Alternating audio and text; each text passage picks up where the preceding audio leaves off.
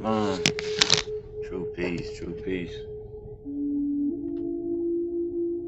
Welcome to the World Temple, Branch Temple number 24 of the Moorish Science Temple of America. Go ahead and get us started today.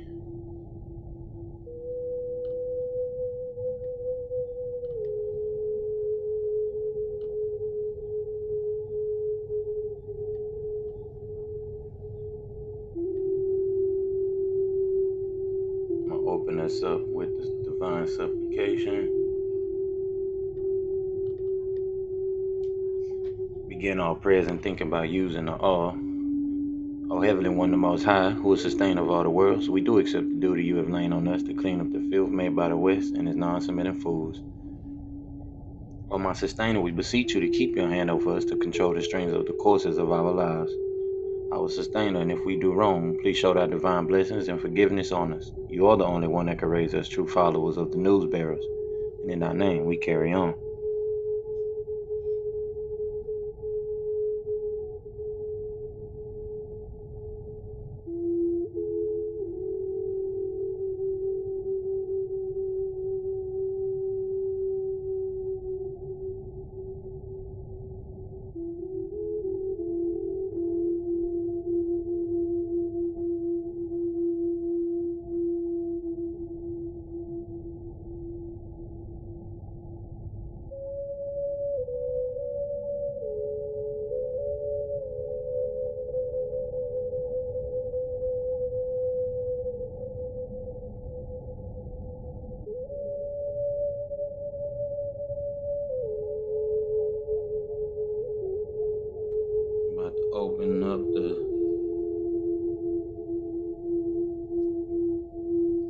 Open up the 19 affirmations. I'm going to go over that next. What we accept as fact. The daily affirmation of loyalty of the children of the Elohim. We accept as fact the eternal laws of nature as revealed through science, past events, logic, and common sense, revealed as right knowledge, wisdom, and understanding.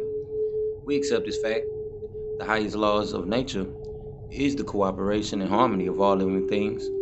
We accept as fact our way of life as a means to the best end. We accept as fact that loyalty is the greatest of all honors and treason is the worst of all crimes. We accept as fact that what is good for the Holy Tabernacle is the highest virtue, and what is bad for the Holy Tabernacle is the ultimate evil. We accept as fact that the Holy Tabernacle is the finest and noblest organization for all humanity created by circumstances, and the ancient and mystic order of Melchizedek is the noblest of fraternities on and above this planet. We accept this fact that creativity, love, and cooperation are the essence of success. We accept this fact that truth and facts are always and has always been the originator and creator of all success. We accept this fact that all worldwide cultures and civilizations came about from the ancient Sumerians and Camite Egyptians, and the Anunnaki or Elohims from the heavens, without which there would be none. We accept this fact that for the Holy Tabernacle to survive, expand, and advance, we need first of all a revolution of values and thoughts, which must start within each person by being truthful with themselves and about themselves. Therefore, we completely and categorically reject all myths, fictions, religions, and lies that have not been proven. That would include your heavens, your hellfires, and brimstones, and horns, and pitchfork devils, your winged angels, and your old man God character sitting on the throne up there somewhere. We deal strictly with facts. If you can't prove it, we don't want to hear it. That doesn't mean we won't listen to you. Just don't expect us to accept your beliefs by virtue of a title such as Reverend, Pastor, Deacon, Imam, Sheik, Rabbi, Minister, Theologian, etc. That is your sensationalism, and we deal with just the facts. We accept this fact that the only true revolution is a war of good against evil, right against wrong, fairness against unfairness, loyalty against disloyalty, sincerity against sincerity, honesty against dishonesty, and this war is fought within each person among the agreeable and disagreeable Elohims that make up your willpower. We accept this fact that the unity of our community and its success will only happen with cooperation with all involved. We accept this fact the total unification of all humanity on the basis of truth, that is, accepting people and races for who and what they are, respecting their culture, their languages, and their beliefs, and expect the same. We accept this fact that the human race's biological and cultural heritage is now under attack by our morals, our self-righteousness, our desire to control industry, and these things attack the very existence of humanity. We accept this fact that males as well as females are equal in all things and should be dealt with as partners in all matters. We accept this fact that no one race of people is better than the other. In fact, no one wins the race in racism. We accept this fact that communication between different people is the cure to the ignorance that breeds the disease hate. We accept this fact that a good and well-rounded education could prevent most of the ignorance that plagues the world. We accept this fact that the all is just that, the all. You can't take from the all, you can't add to the all. We are all within the all is one. That is our concept of what you call a deity. To the fulfillment of these facts, we children of the Elohim forever pledge our lives, our sacred honor, and spiritual zeal. True peace. Welcome, Brother Jonathan. True peace, true peace. All right, y'all, I'm going to go to the divine constitution and bylaws.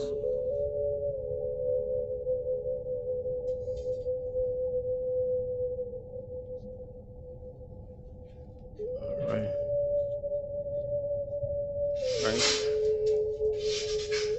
Act 1. The Grand Sheik and the chairman of the Moorish Temple of America is empowered to make law and enforce laws with the assistance of the Prophet and the Grand Body of the Moorish Temple of America. The assistant Grand Sheik is to assist the Grand Sheik in all affairs if he lives according to love, truth, peace, freedom, and justice, and it is known before the members of the Moorish Temple of America. Act 2. All meetings are to be open and closed promptly according to the Circle 7 in love, truth, peace, freedom, and justice. Friday is our holy day of rest because on a Friday the first man was formed in flesh, and on a Friday the first man departed out of flesh and ascended unto his Father God Allah. For that cause Friday is the holy day for all Muslims all over the world. Act 3. Love, truth, peace, freedom, and justice must be proclaimed and practiced by all members of the Moorish Temple of America. No member is to put in danger or accuse falsely his brother or sister on any occasion at all that may harm his brother or sister because Allah is love. Act 4. All members must preserve these holy and divine laws, and all members must obey the laws of the government because by being a Moorish American, you are a part and parcel of the government and must live the life accordingly. Act 5. This organization of the Moorish Temple of America is not to cause any confusion or to overthrow the laws and constitutions of the said government, but to obey hereby. Act 6. With us, all members must proclaim their nationality, and we are teaching our people their nationality and their divine creed, that they may know that they are a part and parcel of this said government, and know that they are not Negroes, colored folks, black people, or Ethiopians, because these names were given to slaves by slaveholders in 1779 and lasted until 1865 during the time of slavery. But this is a new era of time now, and all men now must proclaim their free national name to be recognized by the government in which they live and the nations of the earth. This is the reason why Allah, the great God of the universe, ordained Omniversal, the prophet, to redeem his people from their sinful ways. The Moorish Americans are the descendants of the ancient Moabites who inhabited the northwestern and southwestern shores of Africa. Act 7. All members must promptly attend their meetings and become a part and parcel of all uplifting acts of the Moorish Temple of America. Members must pay their dues and keep in line with all necessities of the Moorish Temple of America. Then you are entitled to the name of faithful. Husband, you must support your wife and children. Wife, you must obey your husband and take care of your children and look after the duties of your household. Sons and daughters must obey father and mother and be industrious and become a part of the uplifting of humanity. All Moorish Americans must keep their hearts and minds pure with love and their bodies clean with water. This divine covenant is from your holy prophet, Omniversal Ali, through the guidance of his Father God Allah. Islam. All right, y'all, we're going to open up with the prayer. Y'all know how it go.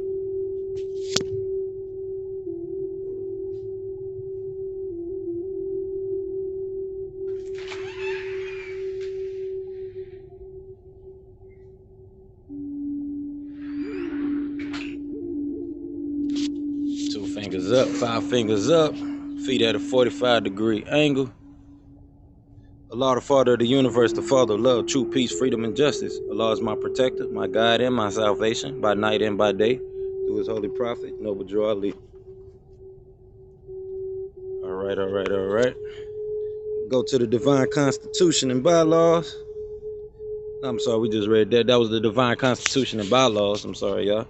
We're going to go to the weekly readings. We're going to open up the Holy Qur'an, Circle 7. And we're going to get right to it.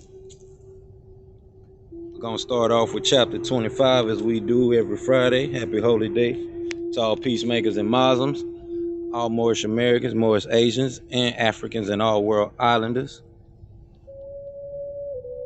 Welcome.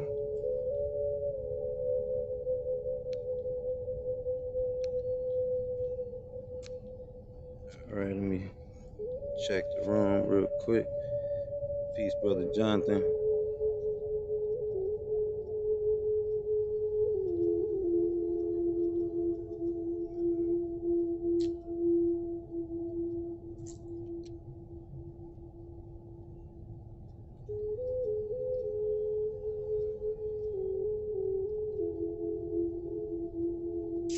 Share the room real quick. That way we can let people know we here.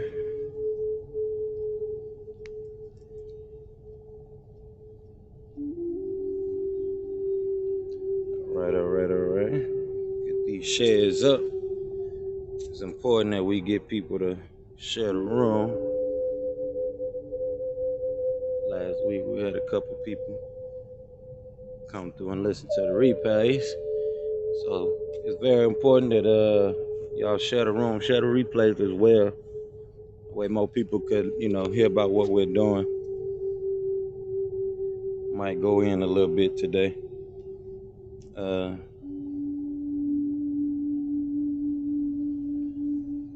Especially about our structure the prophet left behind. Because a lot of our people getting caught up in these sovereign citizen processes.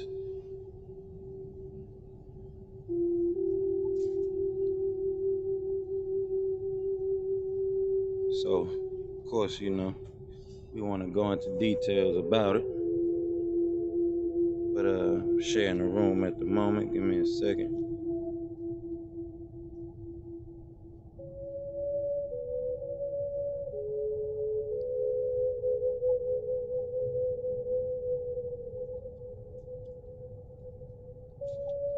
Getting these shares out.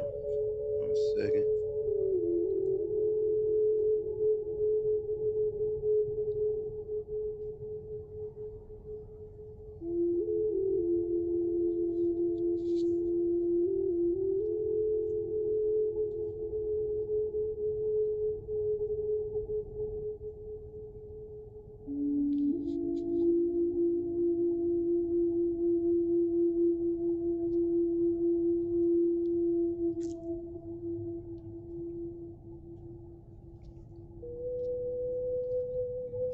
Almost done with this.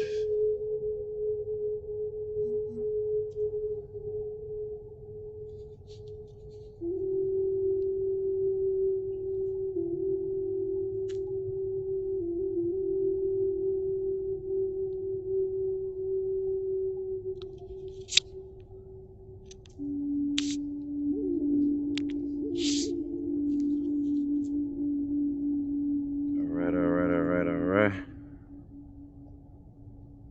So let's move on to the Holy Qur'an, Circle 7.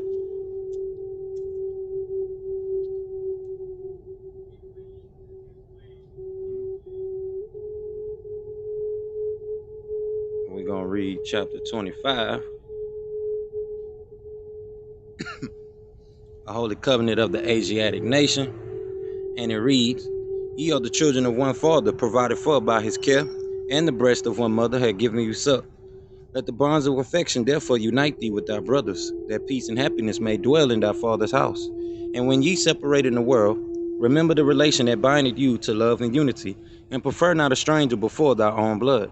If thy brother is in adversity, assist him. If thy sister is in trouble, forsake her not. So shall the fortunes of thy father continue to the support of his whole race, and his care be continued to you all, and your love to each other. True peace.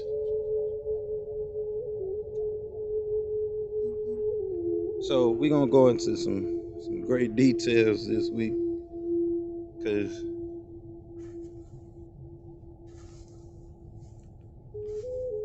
as we can see, it's getting real trendy on this app and in our communities. About these sovereign citizen processes, and our people are destroyed for a lack of knowledge, and misinterpretation could really take you down the wrong rabbit hole.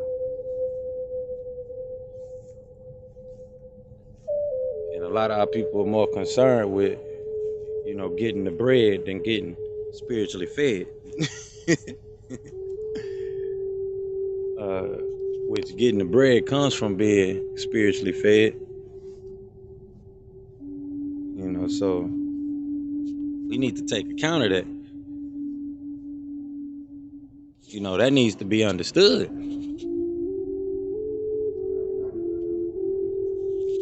But we're going to keep reading the weekly readings.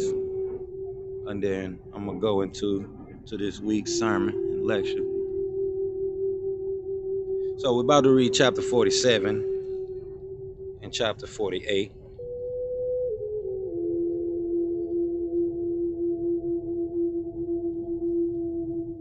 Chapter 47 is called Egypt, the Capital Empire of the Dominion of Africa. And it reads, the inhabitants of Africa are the descendants of the ancient Canaanites from the land of Canaan. Old man Cush and his family are the first inhabitants of Africa who came from the land of Canaan. His father Ham and his family were second. Then came the word Ethiopia, which means the demarcation line of the dominion of Amexem, the first true and divine name of Africa, the dividing of the land between the father and the son.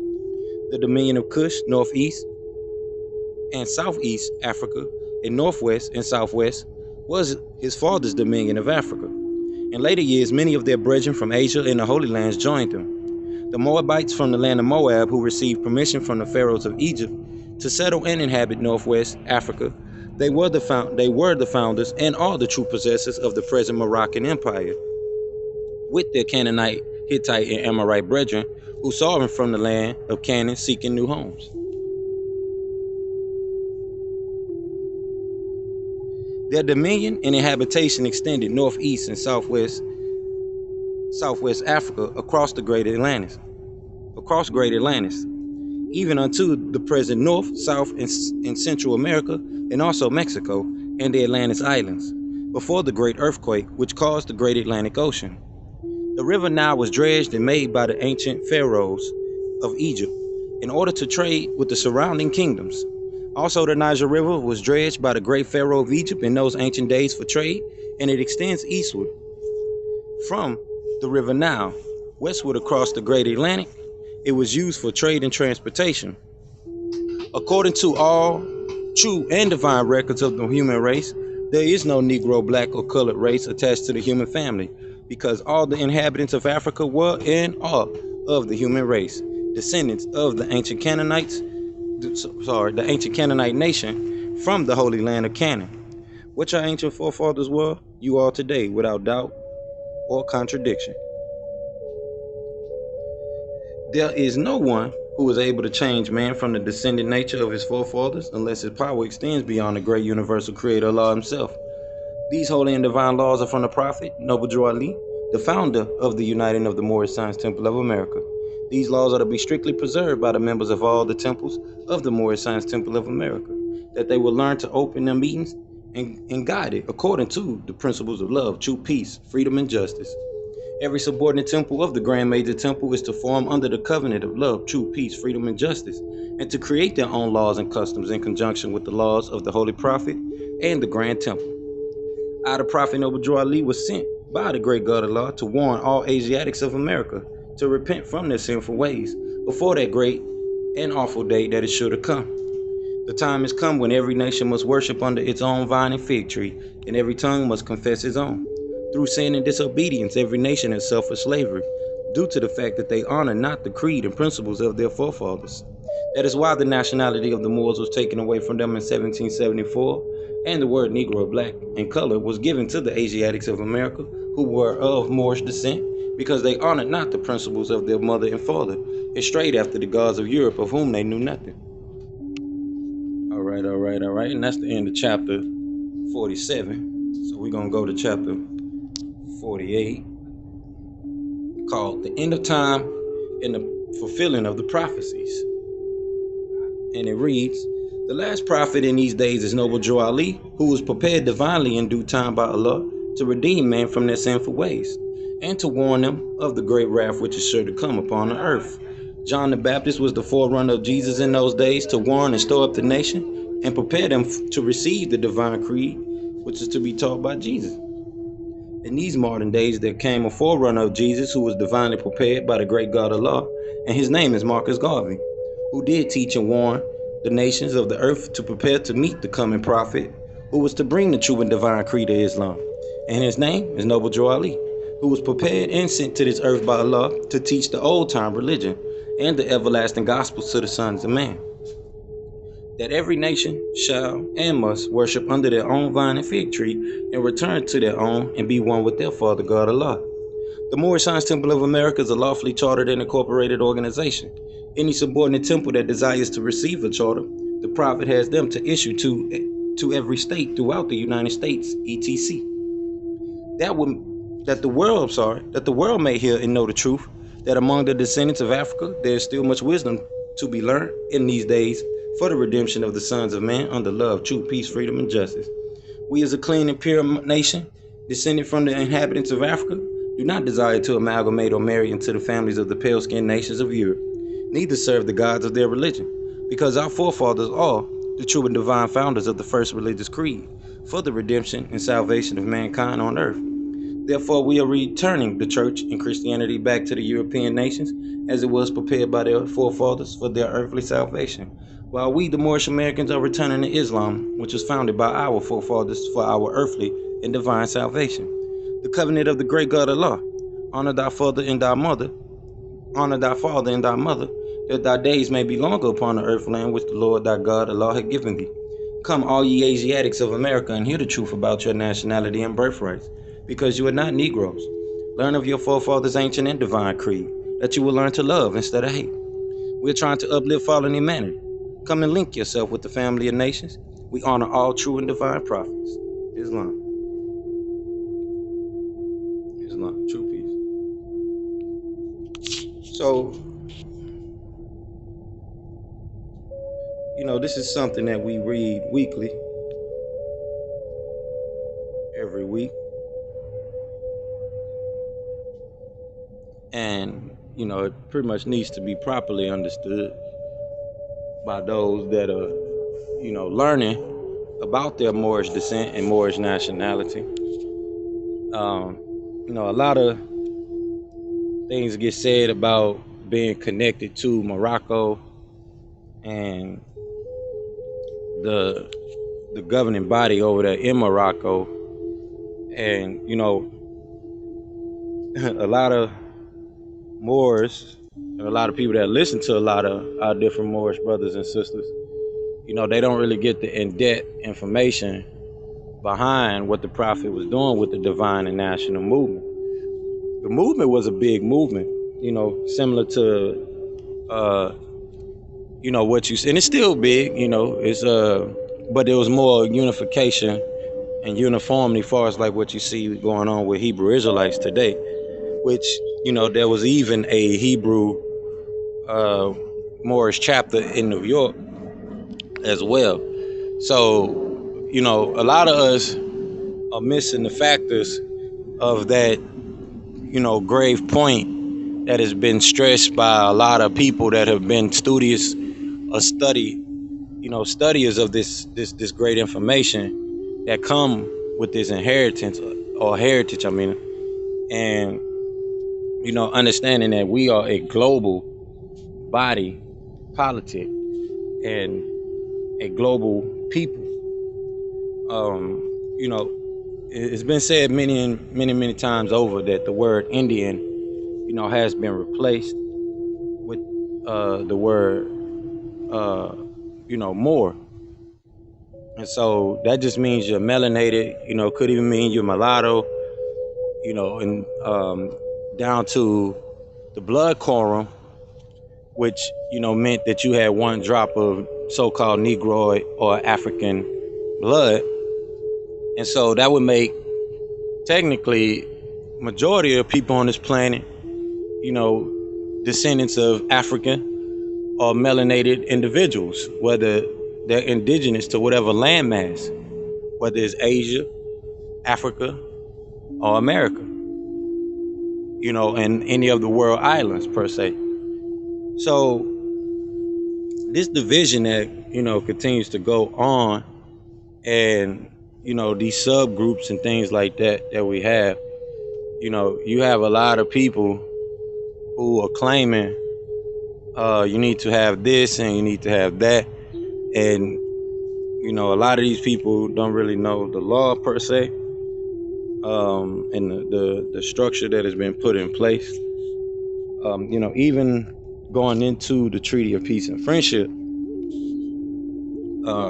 which is what I want to kind of dive into today. Because a lot of people don't really go over this Treaty of Peace and Friendship, let alone talk about it, and the history of it. So kind of wanted to do that today. So I'm gonna pull up a copy. If I got one, let me see.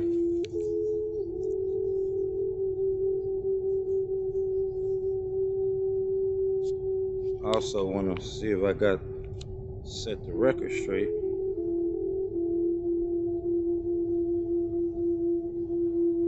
On here, because we really do need to go into it.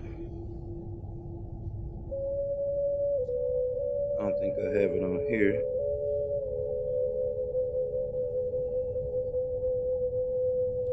I don't think I got it on here, but we can go straight into setting the record straight.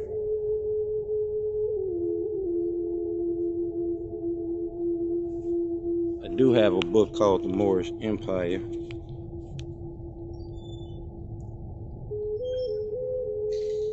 Trying to see if I have it here. Let me see. Scrolling through my files here. See if I got to set the record straight on here. If not, we can come back with that on either Sunday or next week. Don't look like I got it on here. But usually we go over the review of the instructions that the prophet gave us.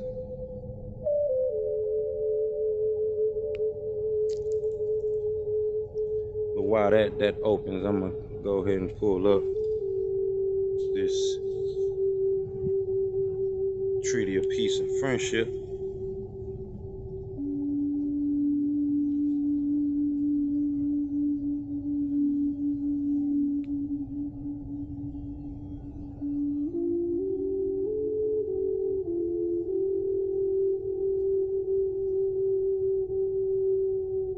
So, the Treaty of Peace and Friendship has 25 articles in it. And it's a treaty with America. So I'm looking at this link right here from Yale.edu. And it reads, Treaty of Peace and Friendship with additional articles, also ship signals agreement, It says the treaty was sealed at Morocco with the seal of the Empire of Morocco, June 23rd, 1786, or the 25th of Shaban, AH 1200, which is the year in Islamic time. And it says, and delivered to Thomas Barclay, American agent, June 28, 1786, on the 1st of Ramadan, AH 1200, originally in Arabic. The additional article was signed and sealed at Morocco on behalf of Morocco, July 15, 1786, on 18th of Ramadan, AH 1200, originally in Arabic. The ship signals agreement was signed in Morocco, July 6, 1786, on the 9th Ramadan, AH 1200, originally in English. So it says, certified English translations of the treaty and of the additional article was incorporated in a document signed and sealed by the ministers plenipotentiary of the United States, Thomas Jefferson at Paris, January 1st, 1787, and John Adams at London, January 25, or the 25th of January, 1787. It says, treaty and additional articles ratified by the United States, July 18th, 1787. Also to the ratification generally says see the notes. Treaty and additional articles proclaimed July 18, 1787. So we're gonna go into this treaty about the Treaty of Peace and Friendship.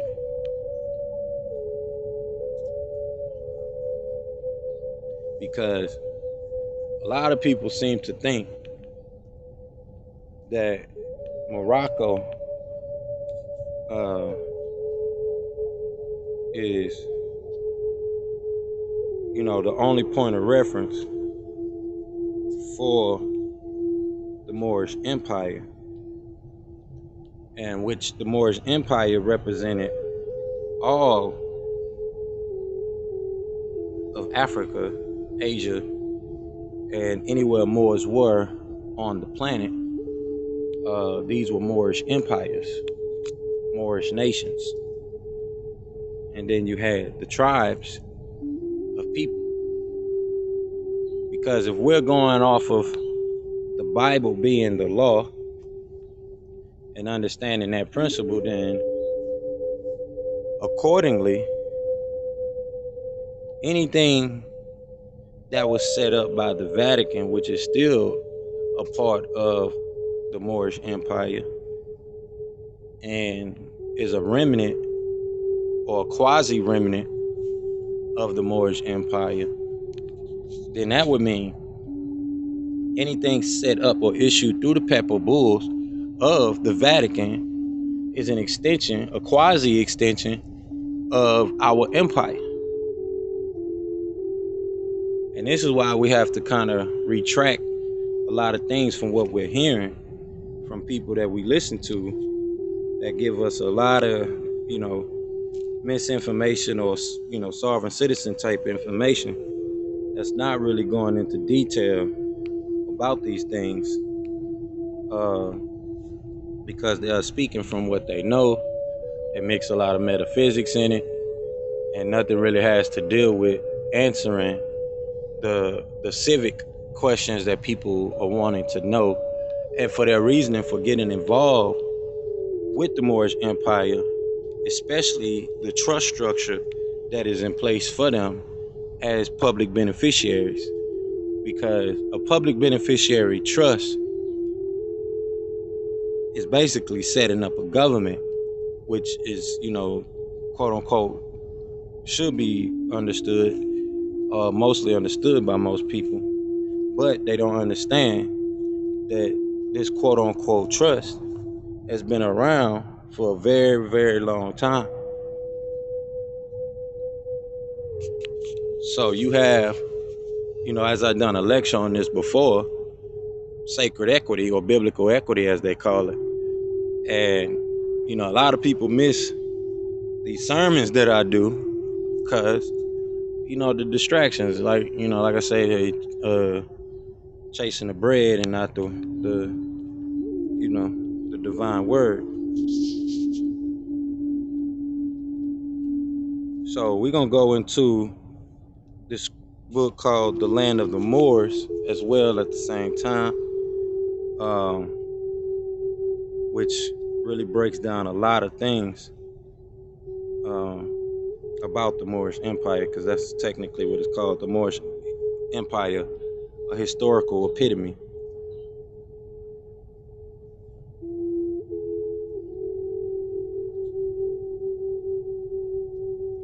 As well as we go into this, as well as we're gonna go into this treaty of peace and friendship today, and why it has a stronghold here in America, and the points of it. So, as we go into the detail, get some people in here, because you want to have some people that want to know this information. So we're gonna get the information, but I'm gonna walk y'all through it real slow as we go.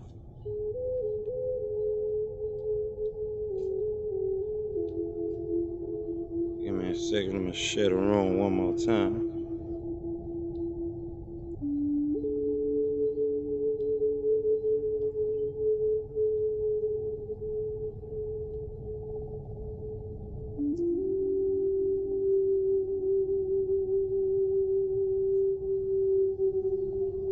Sharing it to our page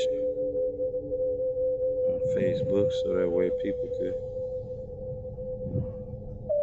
come on and join us.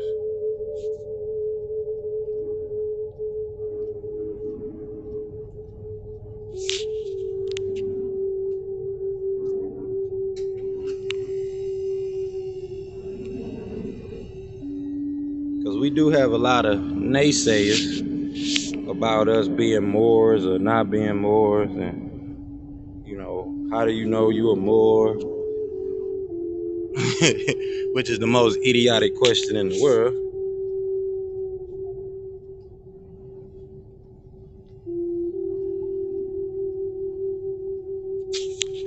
And I'll explain why.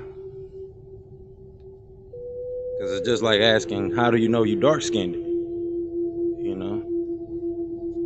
you look in the mirror, you don't have to see in the mirror that you have a melanated pigment.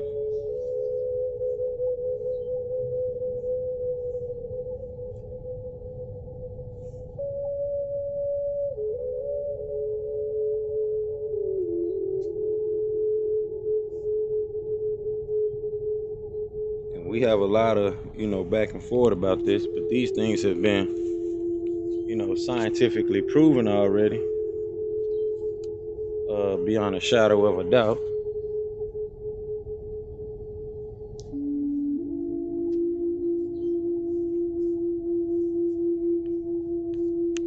So let me share this room one more time.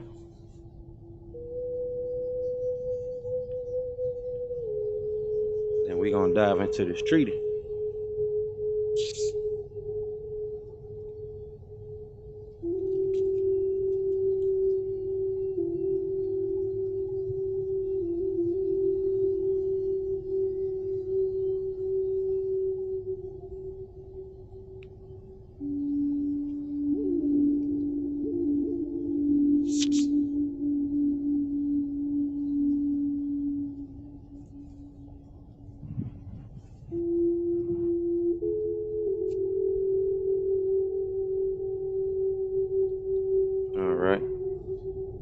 So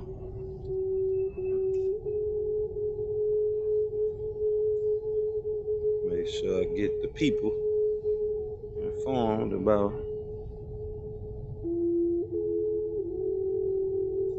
this tree, about this holy day, so they can come in and either catch the replays or come in and join us. One of the two. Robot. True peace in the bot.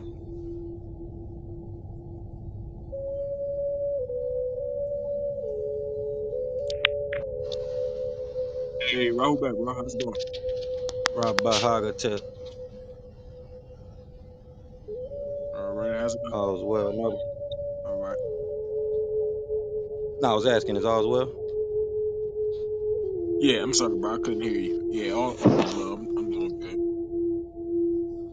Yeah, I'm just trying to go into the details about our global, imperial structure. I'm kind of bouncing back and forth right now between the actual Treaty of Peace and Friendship and the literature called the Moorish Empire. Reading a little bit out of there. I ain't went into that part yet, but we already kind of started going in on the treaty itself, because I want to open up the floor this week for this week's holy day, so that way people understand, when they go about talking about us as an empire or a nation or whatever it is that we have, they really understand that they are part of something that's global.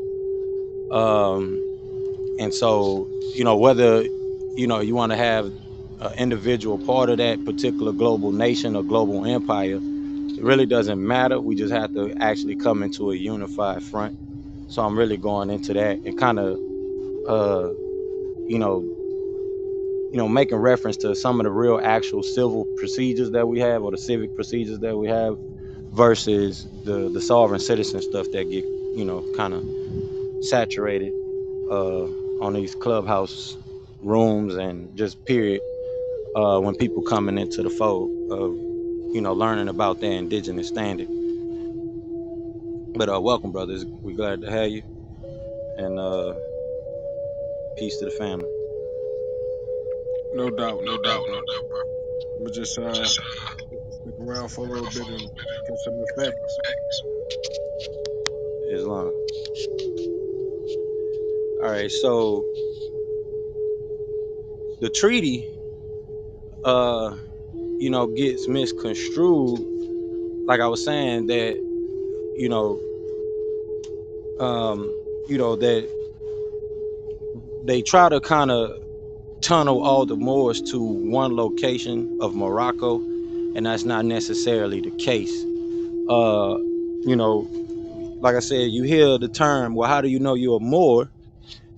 Well, if you look in the mirror and you see that you have melanated skin, freckles, or whatever, down to whatever shade of the garden that you might be a part of, that's one key way to tell that you're Moorish, which just means dark skin, black, melanated, indigenous, however you want to look at it. At this point, we know the indigenous peoples were the darker tone, copper tone people of the planet. So it doesn't matter what planet you're on, including this one, but what side of the planet also, as well as what I meant. It doesn't matter. You're all a part of that global, paradigm of indigenous peoples, whether you're indigenous to America, indigenous to Asia, or indigenous to Africa.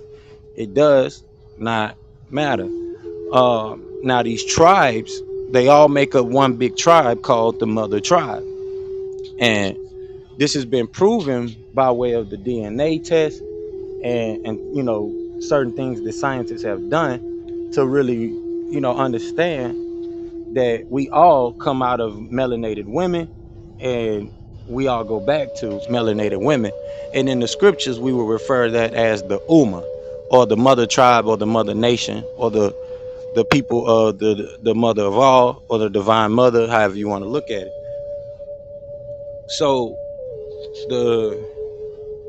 the treaty says, to all persons to whom these presents shall come or be made known, whereas the United States of America and Congress assemble by their commission bearing date the 12th day of May 1784, thought proper to constitute John Adams, Benjamin Franklin, and Thomas Jefferson their ministers plenipotentiary, giving to them, or a majority of them, full powers to confer, treat, and negotiate with the ambassador, minister, or commissioner of His Majesty, the Emperor of Morocco, concerning a treaty of amity and commerce, to make and receive propositions for such treaty, and to conclude and sign the same, transmitting it to the United States and Congress assembled for their final ratification, and by one other commission bearing date the 11th day of March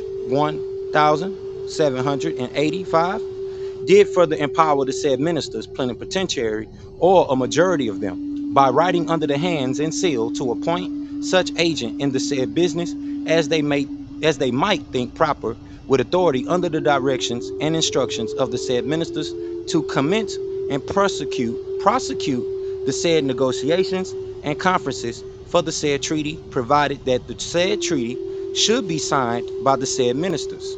And whereas we go ahead. Okay, I was gonna say, I was gonna ask if you want to build on that, just to explain what is this saying exactly? Is this saying that these three administrators, George Washington, right, and then the other two individuals were put in place Yes. by the Thomas Emperor Jefferson, of John Morocco? Adams, and brother Benjamin Franklin. Yeah, break that down. So it's saying that this treaty is given to them to appoint them as agents for this contract for commerce, the negotiations, and conviction of the treaty On behalf of who? as the on behalf of the United States So at the time. so they were representing the United States and not Correct. Morocco. Well, the emperor was representing Morocco, and then John Adams, Benjamin Franklin, and Thomas Jefferson, as ministers of the United States of America, were representing the U.S. Got it. I just wanted to make sure I understood. And I'm glad you're asking, because that allows us to go into the details of, notice that it's calling them ministers, right?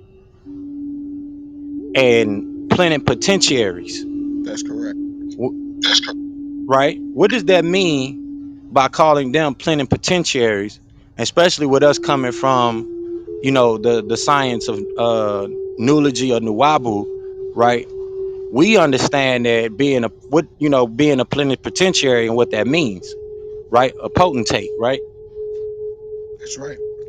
So they had specific uh um ecclesiastical jurisdictional positions, not statutory, right? This is not a statutory thing that they're addressing to these particular group of people that are represented for America.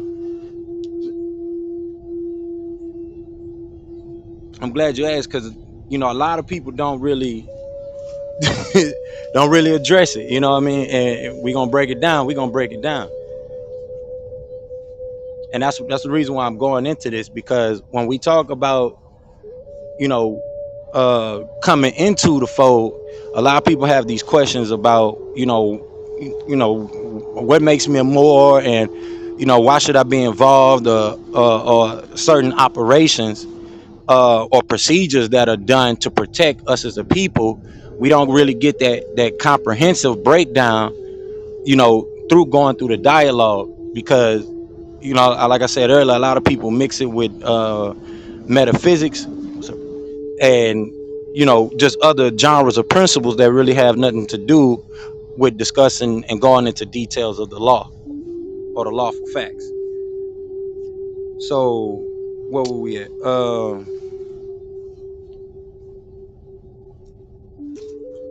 Let me find this. Right.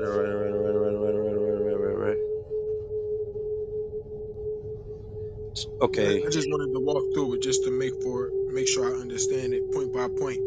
So I only stopped you because I wanted to make sure I understood that. I'm with you. No, I'm with you. No, it's no words. We need that. We need those questions, because we on the record, so that also helps other people that are coming in and listening as well, because one person got a question, 10 other people might be thinking, 10, 20 other people might be thinking the same thing. So it's good we do that. I truly appreciate that. All right, so I'm gonna start from here. It says, and whereas we the said, well, now let me go back a little bit.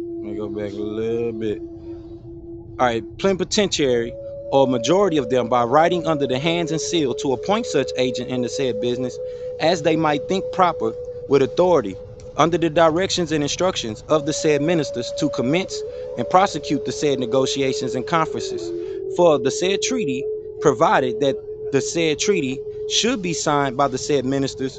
And whereas we, the said John Adams and Thomas Jefferson, two of the said ministers plenipotentiary, the said Benjamin Franklin, who was absent at the time, by writing under the hand and seal of the said John Adams at London, October 5th, 1785, of the said of the said Thomas Jefferson at Paris, October 11th of the same year, did appoint Thomas Barclay agent in Barclays Bank. Okay. Agent in the business aforesaid, giving him the powers therein, which by the said second commission we were authorized to give, and the said Thomas Barclay, in pursuance thereof, had arranged articles for a treaty of amity and commerce between the United States and His Majesty the Emperor of Morocco, which articles written in the Arabic language, confirmed by His said Majesty the Emperor, of Morocco, and sealed with his royal seal, being translated into the language of the said United States of America, together with the attestations thereto annexed, are in the following words, to wit. So this is the beginning. It's kind of like a preamble, like most constitutions have. So it's letting us know that this is a treaty, covenant, however you want to look at it, between the representatives, ministers, de jure ministers of the United States of America at the time, which were just the 13 colonies. And this is going to give you some real inside information about, the structure of America at that time and the structure of the Moorish Empire at that time, who was being led by the Emperor of Morocco. Not to say that was the only emperor of the Moorish Empire and or nation that was involved or connected in the conglomeration of what was known as the Moorish Empire. Like I say, it was a vast global body politic. So it just wasn't one particular body. But if we do the historical research as as we was given through our uh minister and one of our honorable teachers that I didn't get a chance to do the honors for, so let me do that right now before we go into the next part of this reading. So I want to give all honors to the prophet Noble Drew Ali, all honors to the honorable Marcus Garvey, who was the forerunner of the divine prophet, as well as all the great leaders and teachers that came aforesaid, especially Noble Deuce Ali, who was the father of Noble Drew Ali.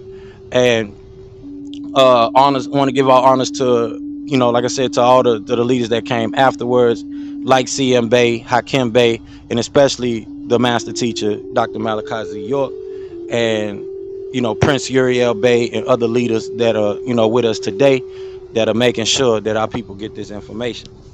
So, but with that, this is to help us understand the context of why Morocco was pretty much an authority to do what they did at that particular time. And so if we understand the historical passing of caliphship, we would understand why Morocco was doing, and the emperor of Morocco was doing this treaty with the United States of America. Because we don't understand, when it comes to the ancient order and its presence on this planet and the structure, the ancient order didn't really actually go anywhere, just transformed into the present day United States of America. A lot of us don't realize that there were Moors that are the constitutors of the United States Constitution. And That's we right. miss we miss that when it comes into understanding this is like setting up a trust.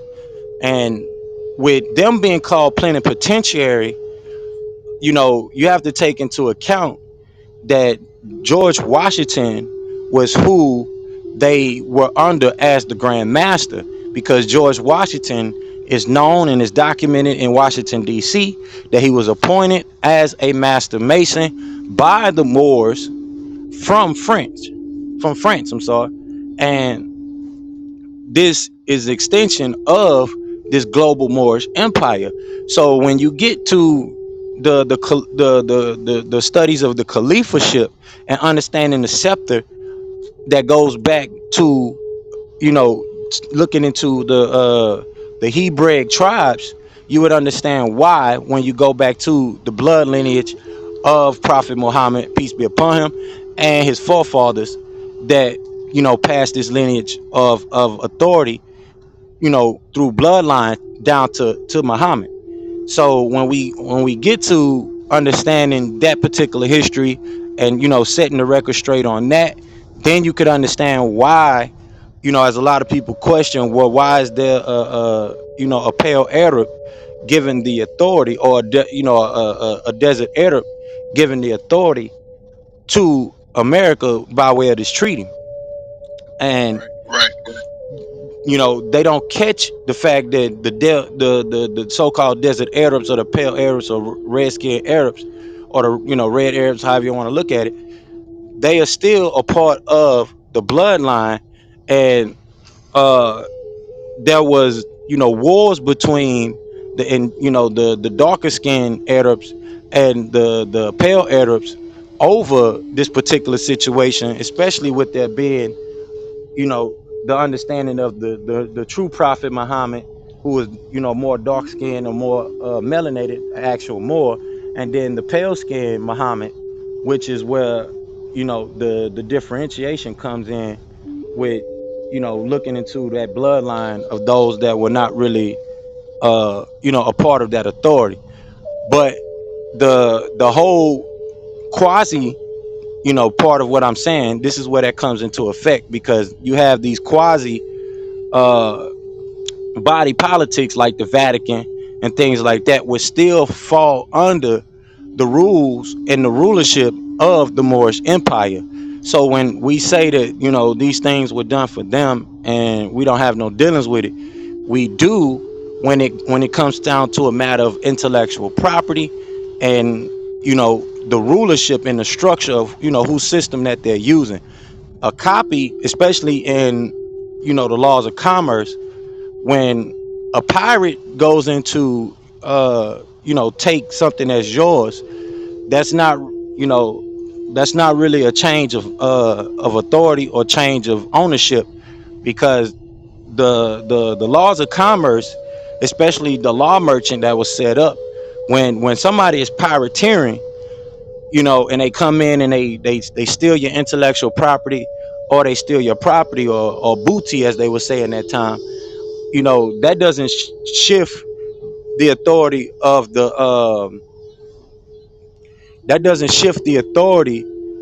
ownership of whatever it is. So The you jurisdiction. It doesn't shift the jurisdiction. or the It's jurisdiction, stolen right, right. property. So we have to understand that when we're talking about these quasi organizations, they're still set up through the rule and rulership of the global Moorish, or the global vast Moorish Empire.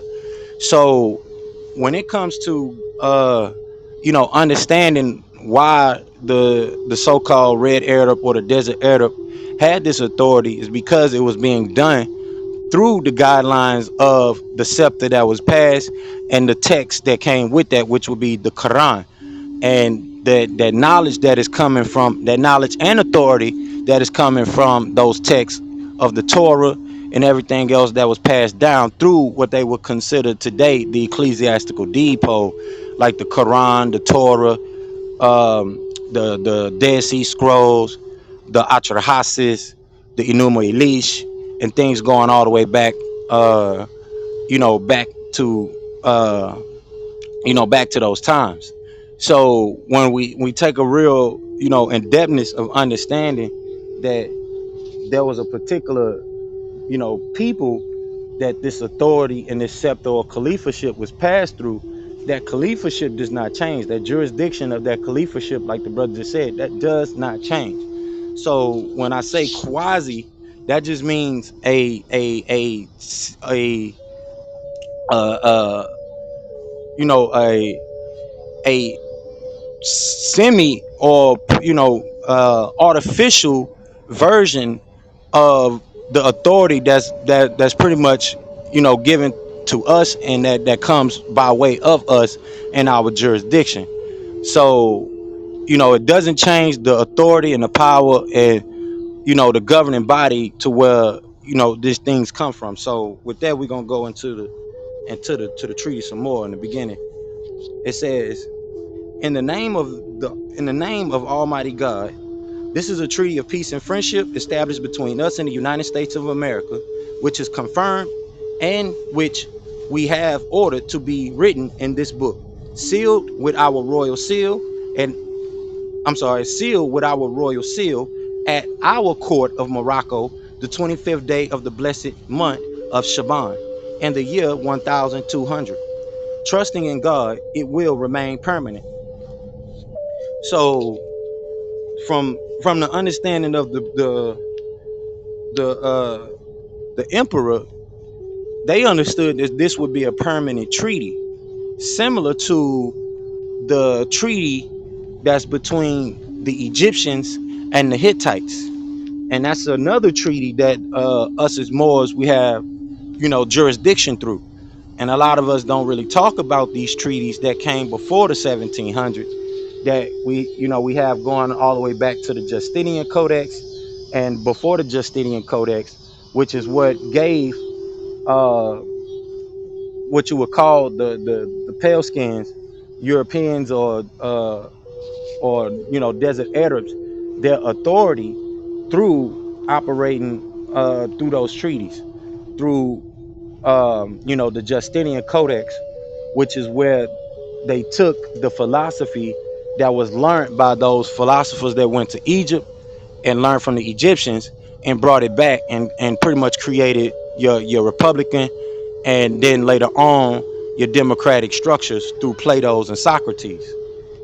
So a lot of us don't really go into the history of this, but this is what needs to be discussed, broke down, and we leaving it on record for people to come back to and really get the insight of. Because as y'all ask these questions to these brothers, they should be discussing these particulars.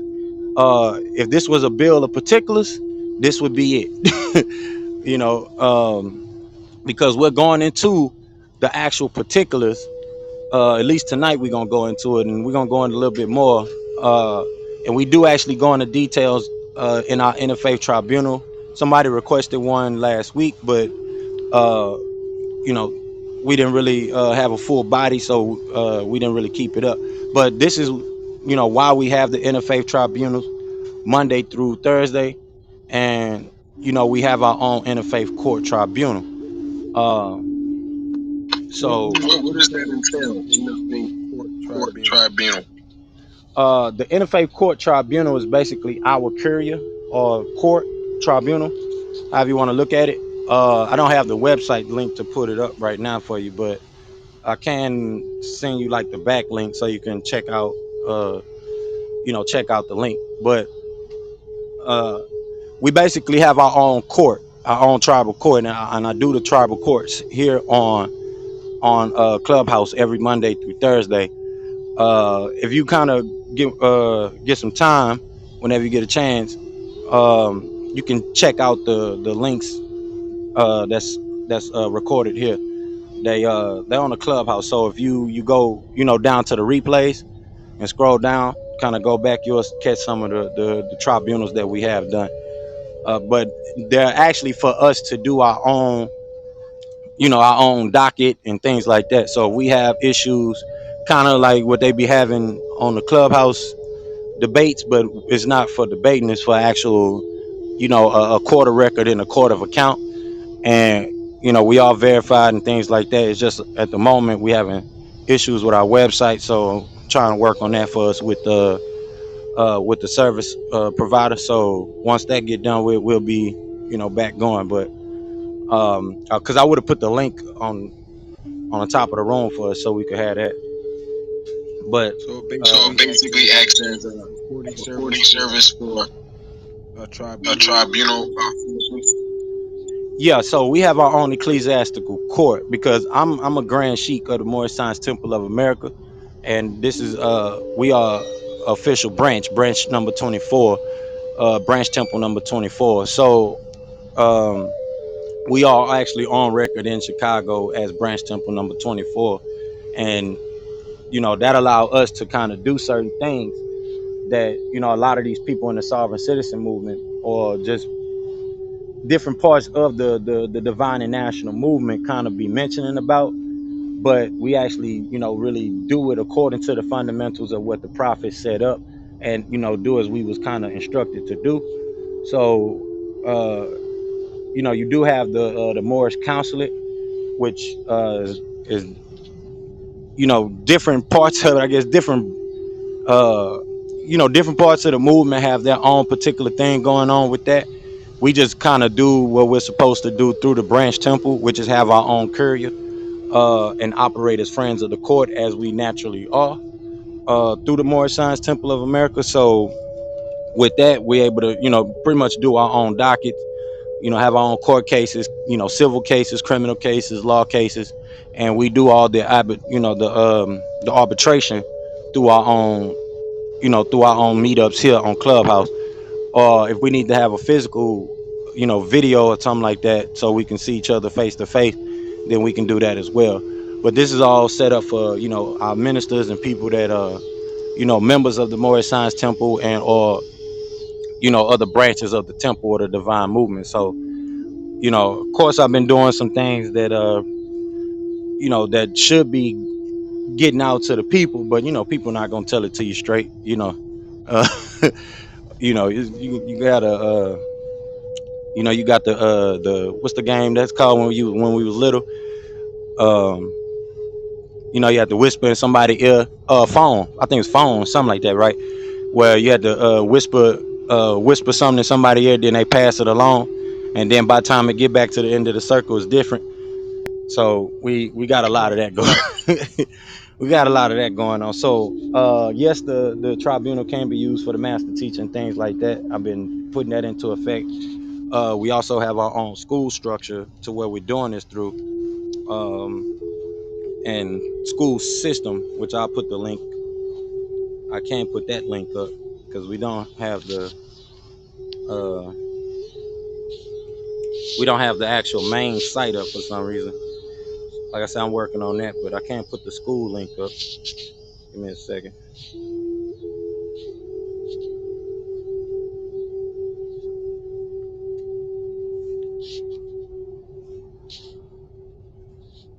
Yeah, I ain't even noticed people coming in the room.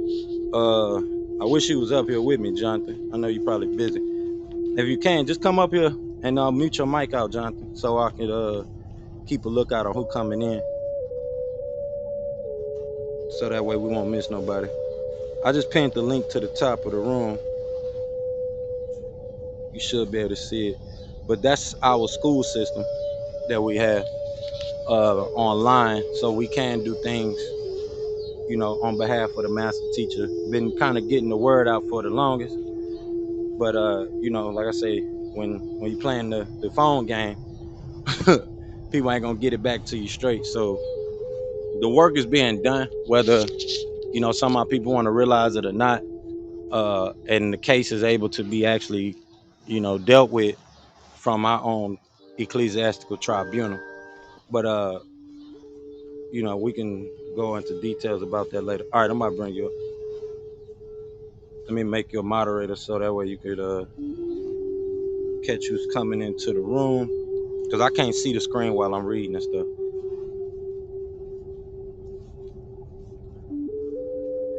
All right, so let me go back.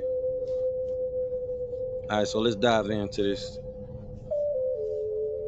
treaty. So Article 1 says, we declare that both parties have agreed that this treaty, consisting of 25 articles, shall be inserted in this book and delivered to the Honorable Thomas Barclay, the agent of the United States, now with our court, with whose approbation it has been made, and who is duly authorized on their part to treat us concerning all the matters contained therein. So Thomas Barclay is the authorized agent over the treaty at the time through the plenipotentiary ministers of John Adams and Benjamin Franklin at the time. And so, as we know through history, that they don't talk about Benjamin Banneker, who was the actual Moor that was involved with building a lot of this country, especially the 13 colonies, as they were called them. So we want to keep that into account as well.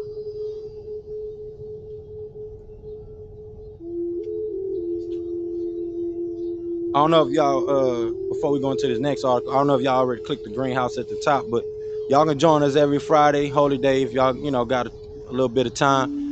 We open up the rooms on holy day and on Sunday for newcomers gathering, and for the tribunal during Monday through Thursday, like I was saying. But if we get enough people, we can start back doing the tribunals. But click the greenhouse at the top, that way y'all can join us, and we can get started on that. So let me go back real quick. Yeah, because I would like to get these tribunals back going. Get more people in here. It's a lot of noise on Clubhouse, so instead of coming and getting the divine word, we got a lot of people that rather be, involved with all the drama. So, what they call the drama rooms. But nonetheless, Article 2, it says, if either of the parties shall be at war with any nation, whatever, the other party shall not take commission from the enemy, nor fight under their colors. Article 3.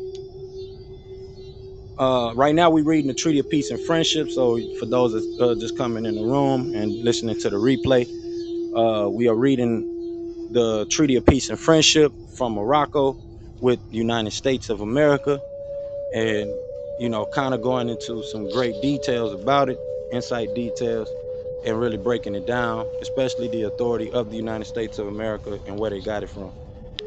It says, Article 3, if either of the parties shall be at war with any nation, whatever, and take a prize belonging to that nation, there shall be found on board subjects or effects belonging to either of the parties.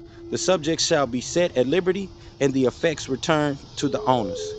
And if any goods belonging to any nation with whom either of the parties shall be at war shall be loaded on vessels belonging to the other party, they shall pass free and unmolested without any attempt being made to take or detain them. That's Article 3. Article 4 says, a signal or pass shall be given to all vessels belonging to both parties, by which they are to be known when they meet at sea, and if the commander of a ship of war of either party shall have other ships under his convoy, the declaration of the commander shall alone be sufficient to exempt any of them from examination. Article 5. Woo-wee, that's a powerful one right there. Article 5.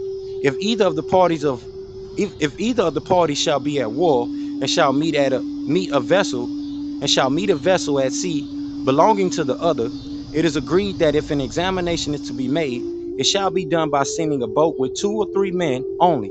And if any gun shall be bred and injury done without reason, the offending party shall make good all damages. Article 6. It says, if any more shall bring citizens of the United States or their effects to His Majesty, the citizens shall immediately be set at liberty and the effects restored. And in like manner, if any more not a subject of these dominions shall make prize of any of the citizens of America or their effects and bring them into any ports of His Majesty, they shall be immediately released, as they will then be considered as under His Majesty's protection. Article 7. If any vessel of either party shall put into a port of the other and have occasion for provisions or other supplies, they shall be furnished without any interruption or molestation. If any vessel of the United States shall meet with a disaster at sea and put into one of our ports to repair, she shall be at liberty to land and reload her cargo without paying any duty whatever. So just to kind of walk it up a little bit, we have to understand that the United States of America, through the British East Indian Corporation, BEIC, is a new entity in this particular aspect. So the corporation United States of America is a brand new corporation. And America, as Native Americans at this time, are the indigenous Moors who were already on the land. So we want to make that very clear that they were given authority through the Moroccan plenipotentiary or authority to actually protect protect the ports of this American soil. And that's pretty much what we working our way up to as we go up to Article 9 and we continue on to 25. But just want y'all to take heed to that as we go through this treaty. It says in Article 9, if any vessel of the United States shall be cast on shore on any parts of our coast, she shall remain at the disposition of the owners, and no one shall attempt going near her without their approbation, as she is then considered particularly under our protection. And if any vessel of the United States shall be forced to put into our ports by stress of weather or otherwise, she shall be compelled to land her cargo, but shall remain in tranquility until the commander shall think proper to proceed on his voyage. Article 10. If any vessel of either of the parties shall have an engagement with a vessel belonging to any of the Christian powers within gunshot of the forts of the other, the vessel so engaged shall be defended and protected as much as possible until she is in safety. And if any American vessel shall be cast on shore on the coast of Wadnoon or any coast thereabout, the people belonging to her shall be protected and assisted until by the help of God they shall be sent to their country. Article 11. If we shall be at war with any Christian power and any of our vessels sail from the ports of the United States, no vessel belonging to the enemy shall follow until 24 hours after the departure of our vessels. And the same regulation shall be observed toward the American vessels sailing from our ports, be their enemies, Moors, or Christians. Article 12. If any ship of war belonging to the United States shall put into any of our ports, she shall be examined on any pretense whatever, even though she shall have fugitive slaves on board, nor shall the governor or commander of the place compel them to be brought on shore on any pretext, nor require them any payment for them. Article 13. If a ship of war of either party shall put into a port of the other and salute, it shall be returned from the fort with an equal number of guns, not with more or less. Article 14. The commerce with the United States shall be on the same footing as is the commerce with Spain, or as that with the most favored nation for the time being, and their citizens shall be respected and esteemed and have full liberty to pass and repass our country and seaports whenever they please without interruption. That's very important right there. The right of travel. Article 15. Merchants of both countries shall employ only such interpreters and such other persons to assist them in their business as they think proper. No commander of a vessel shall transport his cargo on board another vessel. He shall not be detained in port longer than he may think proper, and all persons employed in loading or unloading goods or in any other labor whatever shall be paid at the customary rates, not more and not less. Article 16. In case of war between the parties, the prisoners are not to be made slaves, but to be exchanged one for another, captain for captain, officer for officer, and one private man for another. Y'all need to take heed to this one. For my Nubian Moors that are listening. It says, and if there shall prove a deficiency on either side, it shall be made up by the payment of 100 Mexican dollars for each person wanting. And it is agreed that all prisoners shall be exchanged in 12 months from the time of their being taken, and that this exchange may be effected by a merchant or any other person authorized by either of the parties. I hope y'all following that. Article 17. Merchants shall not be compelled to buy or sell any kind of goods, but such as they think proper, and may buy and sell all sorts of merchandise, but such as are prohibited to the other Christian nations. So anything that's considered haram can't be purchased. Other than that, you can buy whatever you want. Article 18 says, all goods shall be weighed and examined before they are sent on board, and to avoid all detention of vessels. No examination shall afterwards be made unless it shall be proved that contraband goods have been sent on board, in which case the persons who took the contraband goods on board shall be punished according to the usage and customs of the country, and no other person whatever shall be injured, nor shall the ship or cargo incur any penalty or damage whatever. So I want y'all to think about all the people that's being enslaved on the borders of Spain coming from Africa. I want y'all to think about that. Article 19 says, no vessel shall be detained in port on any presence whatever, nor be obliged to take on board any article without the consent of the commander, who shall be at full liberty to agree for the freight of any goods he takes on board. Article 20. If any of the citizens of the United States or any persons under their protection shall have any disputes with each other, the consul shall decide between the parties, and whenever the consul shall require any aid or assistance from our government to enforce his decisions, it shall be immediately granted to him. Take heed, y'all. Y'all need to take heed to that one. Article 20. 21.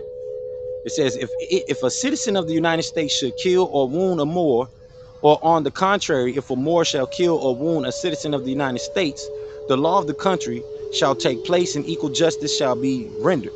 The consul assisting the Tyrol, and if any delinquent shall be, and if any delinquent shall make his escape, the consul shall not be answerable for him in any manner whatever. Article 22.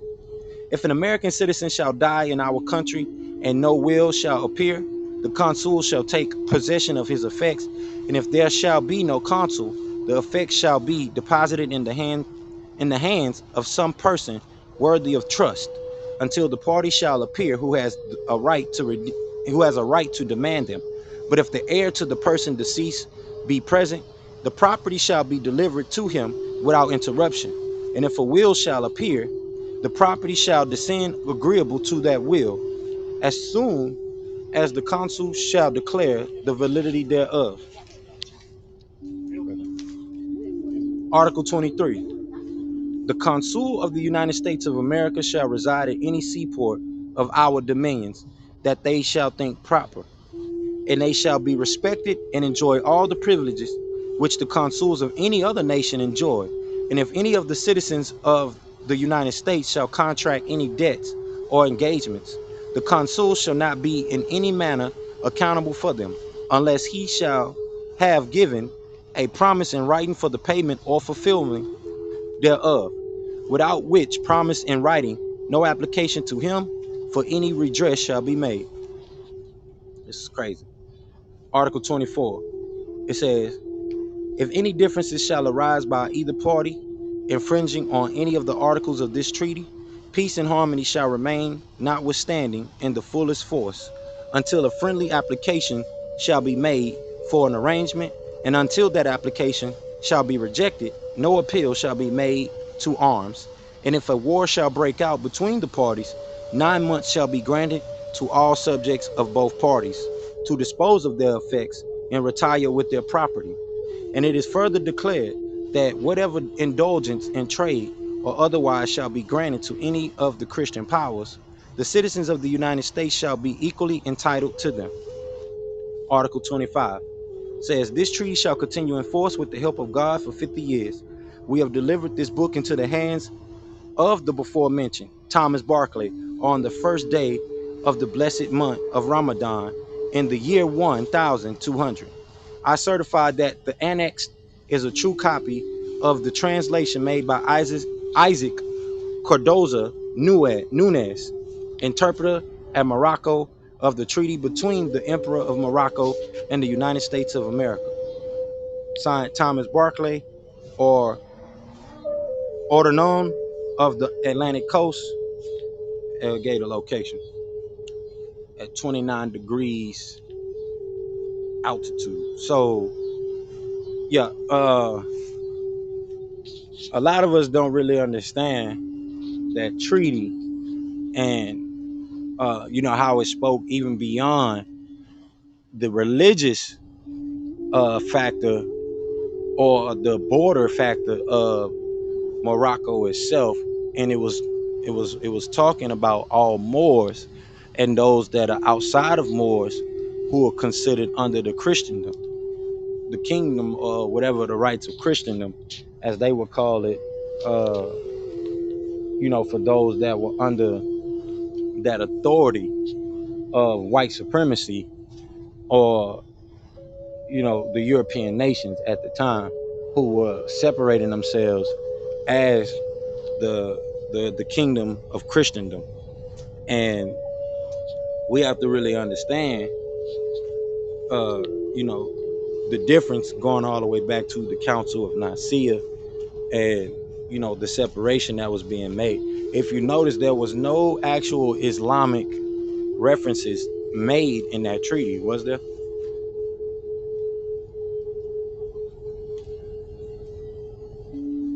And there was no actual distinction of any actual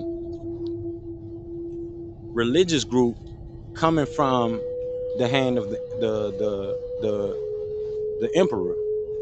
He was just making reference to Moors, not Moors as Moroccan citizens, but just Moors in general. And any citizen of America. So they could be Moors, they can be Moorish Americans. They could have been Moorish Moroccans.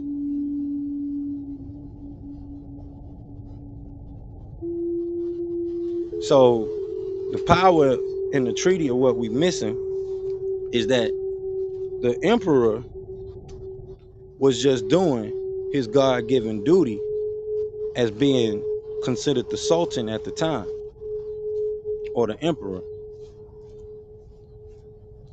So being that, like I said, you do have the history of Islam, as well as you have the history of Christianity, and at the time, that would protect any emir, because that's what the Moors actually had, before the Ottoman Empire, who was leading, the dynasty at that time. But you still had the Idrisid dynasty that was incorporated into this Ottoman Empire, and the authority that the Ottoman Empire was, working through. So, like I said, even if we try to look at this in a sense of, we getting authority from this quasi body, or so-called people that are not amongst us, which we have to understand, especially as we read the scriptures, especially those that claim to be Hebrew, or Israelites, or Nubians, or Moors, or whatever whatever indigenous formality that you kind of run with. You have to understand the perspective of, we have a garden, whether it's Namu Hamu, or Tanahisi, whatever, going back to those days. And as the prophet mentioned, this goes all the way back to Atlantis. And even though the Moabites, we know biblically, were wiped out, even the master teacher let it be known, and setting the record straight, that the prophet Ali was still on point about what he was saying, later on in the years, because you have the pamphlet, who is Noble Drew Ali, and then later on you have set the record straight. which goes into detail about how we are actually all of these people and all of these names, but these names do not, necessarily come from us, nor what we actually called ourselves. And so when you tie into the parallels of these things, you'll understand that, the continuation of the bloodline of Ruth going all the way down to the mound builders from whatever part of the planet, you have a mound builder come from. This all ties back into the indigenous peoples of the land. And so you have many different things that, really connect us as a people. And the scriptures also say Moabite as well as, Hittite and other brethren that's sovereign with us among the land. So for those that, say they are the bloodline of Shem, even being among the bloodline of Shem, there was no separation between the Hamites and the Japhetites and the Shemites. You're basically finding excuses to say that you're separate from your brother. So I'm touching on a lot of different doctrinated things that have been spread along through what, I like to call religious gangbanging. And keep it, flat, funky, fresh. It is what it is. A lot of religious gangbanging, and we're not sticking to the facts of the matter. And, a lot of these brothers and sisters, they say they have this empire or this nation and things like that. We are all one nation of the Ummah, and that's actually on the Interfaith Tribunal page for the temple. I'm gonna try to get you a copy of that so you can see it, brother. I'm not gonna forget, so that way you can see what it actually stated. But if you go back, you'll notice that we are all one people. There's only distinction by way of individual geographical locations, for this particular landmass and that landmass, and the actual dialect that particular geographical location or sector would break down into in the languages that they spoke. But essentially it was all the same people, brothers and sisters or cousins, you want to add that in there. And the distinction, if we are the mother tribe, then you had to have a cousin tribe, you had to have a brother tribe, you had to have an uncle tribe. Like Elijah Muhammad said, Shem is the uncle. So if this is the case and we understand this, then there's no separation between the nation of Islam, especially with Elijah Muhammad, peace be upon him, the messenger, being a member of the Moorish Science Temple of America, not Farrakhan, but the master teacher, a member of the card-holding member of the Moorish Science Temple of America, to the point that they miss, the authority that he moved with. And the other brothers and sisters, like I said, that came along and provided this divine information and kept the divine national movement going.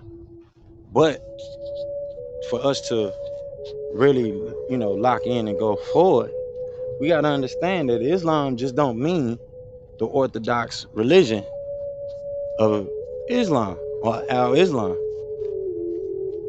The Prophet clearly made it clear in the Moorish literature that he was talking about the millet, the way of Islam, the peace.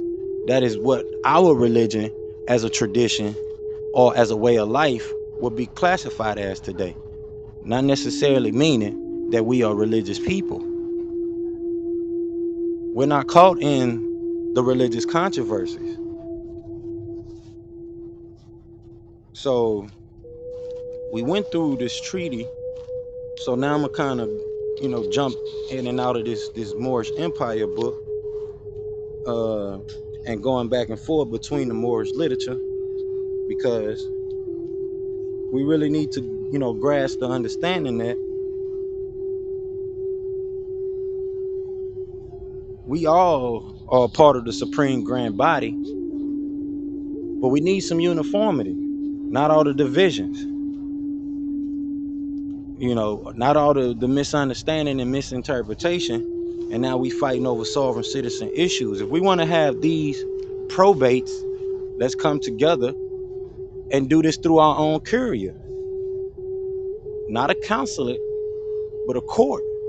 Like United States of America has a Supreme Court that we have just as much right to as the true American citizens, as the noble Drew Ali said.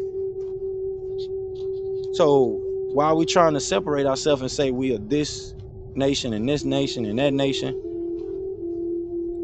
We are the ones who are the constitutors of this nation by way of appointing George Washington. Because if this nation forefather is George Washington, then that means he was appointed by Moors. Then that means the extension of the forefathers, which would be the grandfathers and the great fathers, the great grandfathers of this nation, would be the Moorish Americans. And this has already been recognized and put into statutes of law.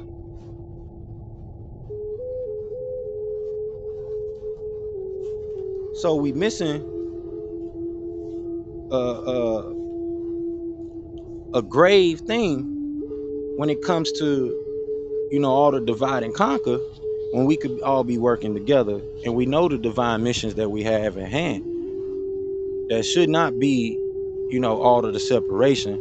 I understand we operate in a nation of 50 states, and you know um, continents with countries in them, right?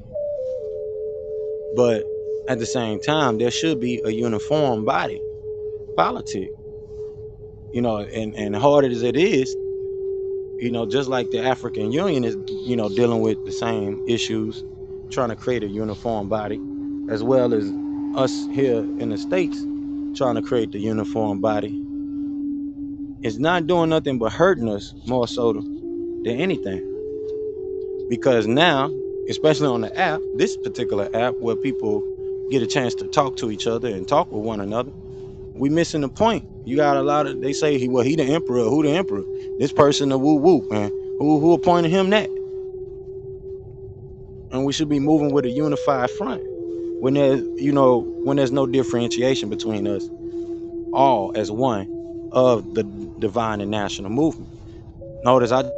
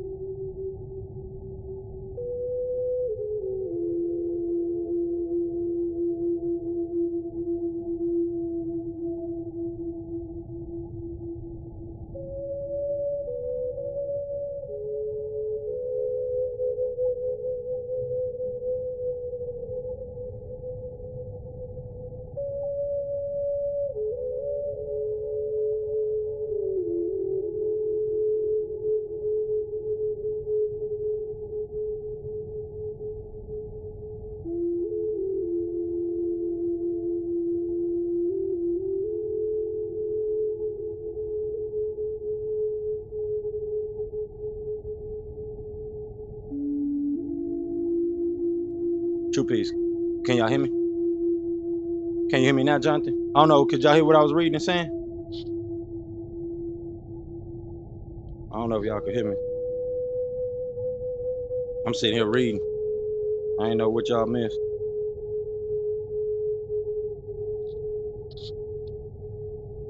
Let me know in the chat if you could hear me what I was reading, John. Or did y'all miss any of that?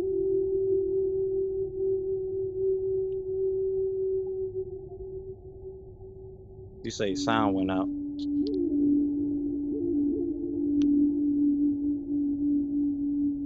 Nah.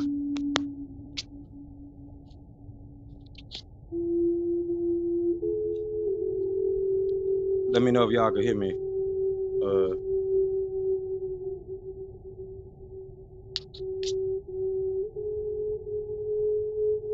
I don't know if it picked up what I was saying or what.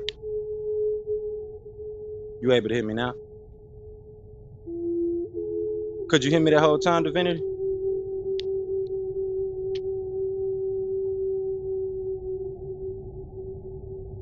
Or was I out? Because I was reading a whole bunch. I don't know if it picked it up or not. That'd be messed up if it didn't pick all that up.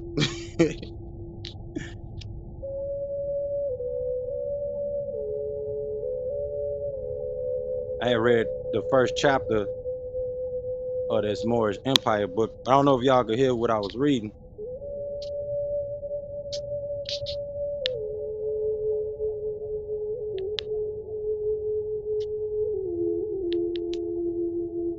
It was silent. What was the last thing you heard, Jonathan? I don't want to know. I want to see how far back I need to go.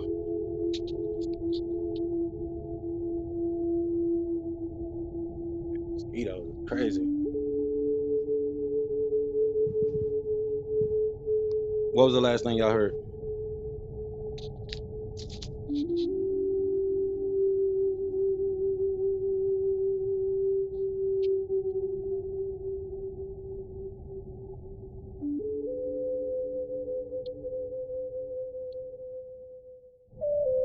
He probably got reset.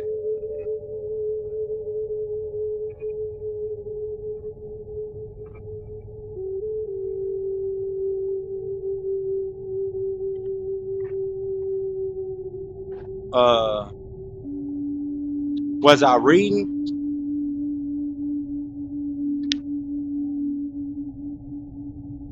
You said it cut out at I'm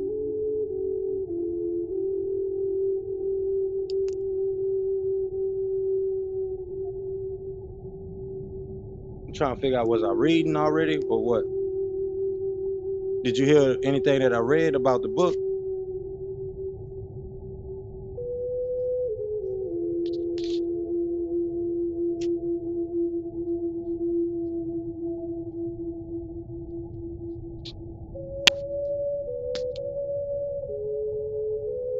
Did y'all catch anything I read in the book?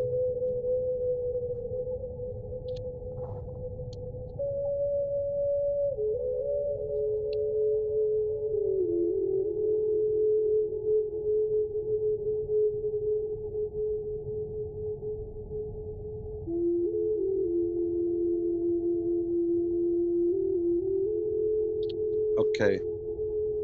Okay, but which part was I reading? Was I reading the treaty or was I reading the Moorish Empire book? Did y'all hear me say anything about the Moorish Empire?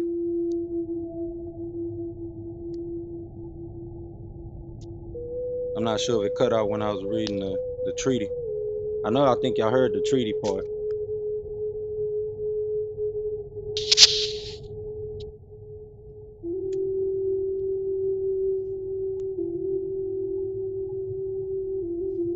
Okay, well, yeah, I'll just go over the treaty then. Yeah, because I know y'all probably heard me talking about the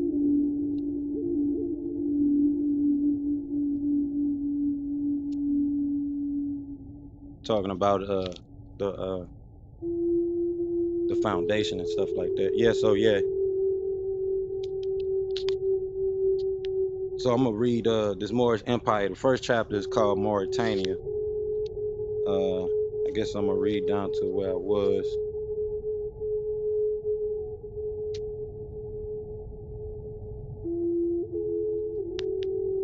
I think I read like 4 pages. So we're gonna read some of this and then we're gonna jump to this literature, y'all. And then we're gonna be closing it out for the week. But I really do appreciate everybody that's here with us and everybody that come through and listen to the replays. You know, a lot of great information we shared today. So, you know, please be aware that this information is available.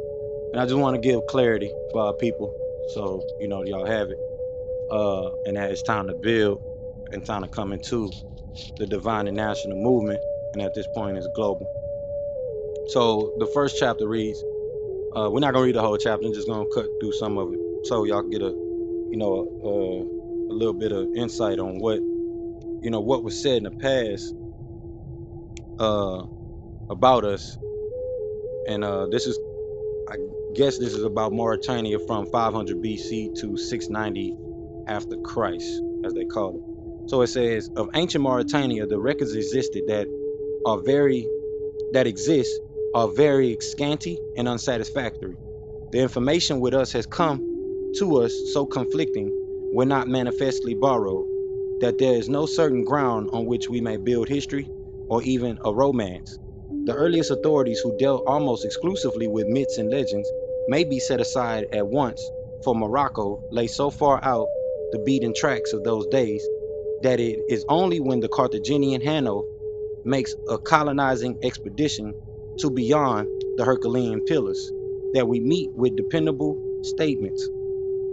Even Hanno's authenticity has been disputed, although unsuccessfully, and nothing certain is known of his person or date. All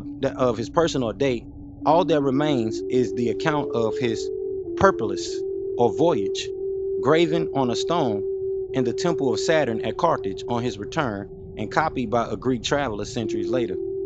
With 60 galleys of 50 oars each, conveying no less than 30,000 men, the bold Phoenician set forth on his daring errand until his return, and in spite of the wonders he had to relate for many a long day thereafter, all beyond those mighty pillars was dark, and darkness meant terror. The majestic swell of the ocean was more than the barques of the midland sea could withstand, and even Hercules himself was fabled to have gone no further. But the Carthaginian Empire was expanding, and the first of the great Punic wars had not been fought. Her waxing power demanded feeders. Her commercial instincts called for wider enterprise. Slowly coasting along the North African shore, at last the dread corner was turned, and after 2 days sailed the explorers landed to establish their first colony at the Damatrion, somewhere in central Morocco. Proceeding thence 5 other colonies planted: Karakan, Tikios, Geta, Akara, Melita, and Ambris, none of which are now to be identified. Thus far, the colonization what followed was more properly exploration. Up to that point, the adventurers had probably encountered only people of the stock which we know as Berber, with whom they would be able to converse, since the majority of the colonists must have been drawn from the districts round Carthage, the modern Tunisia. But now they have begun to meet or hear of strangers, savage and inhospitable tribes, some of them troglodytes or cave dwellers, who furnished Hanno with interpreters. Possibly they represented the first of those waves of humanity which had passed over North Africa, causing a modification type in the so-called Berbers of the Sus and the Draa. That there was an earlier race is also manifest from the existing megalithic remains, many more of which would doubtless be discovered were Morocco opened up and properly explored. By this time, the travelers must have reached the limits of what has since become the Moorish Empire,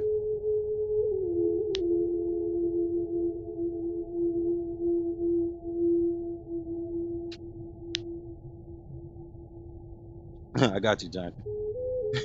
I had to check if y'all can hear me still. Okay, mic check. All right.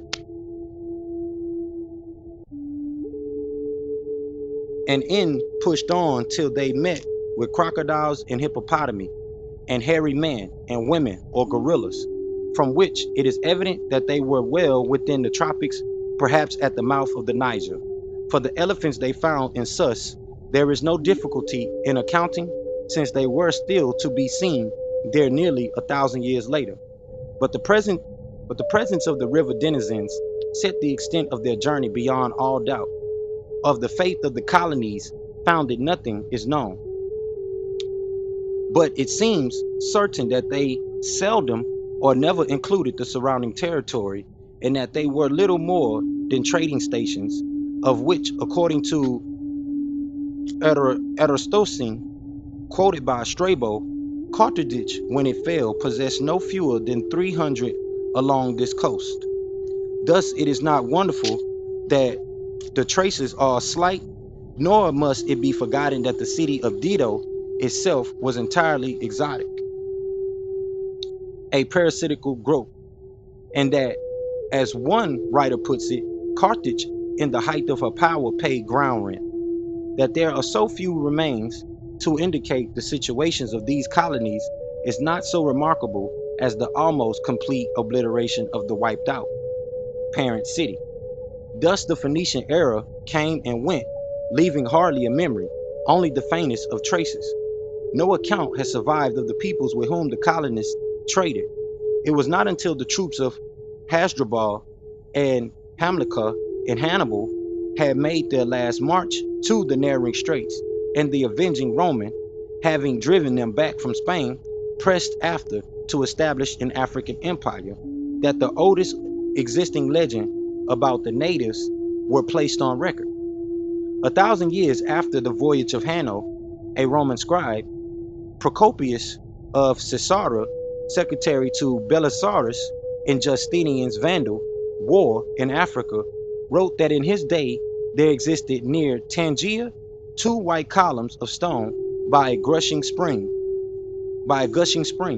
On these were inscribed in the Phoenician language, "We have fled before the face of Joshua, the robber, son of Nun."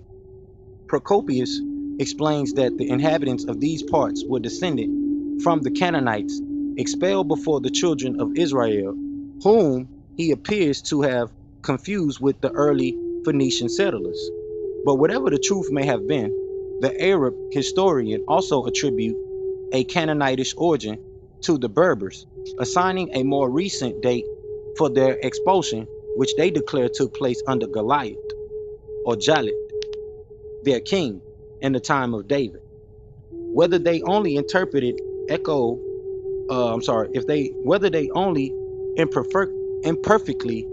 what Procopius has stated, or whether both had before them a local tradition, it is now impossible to say, nor can the racial question be here discussed.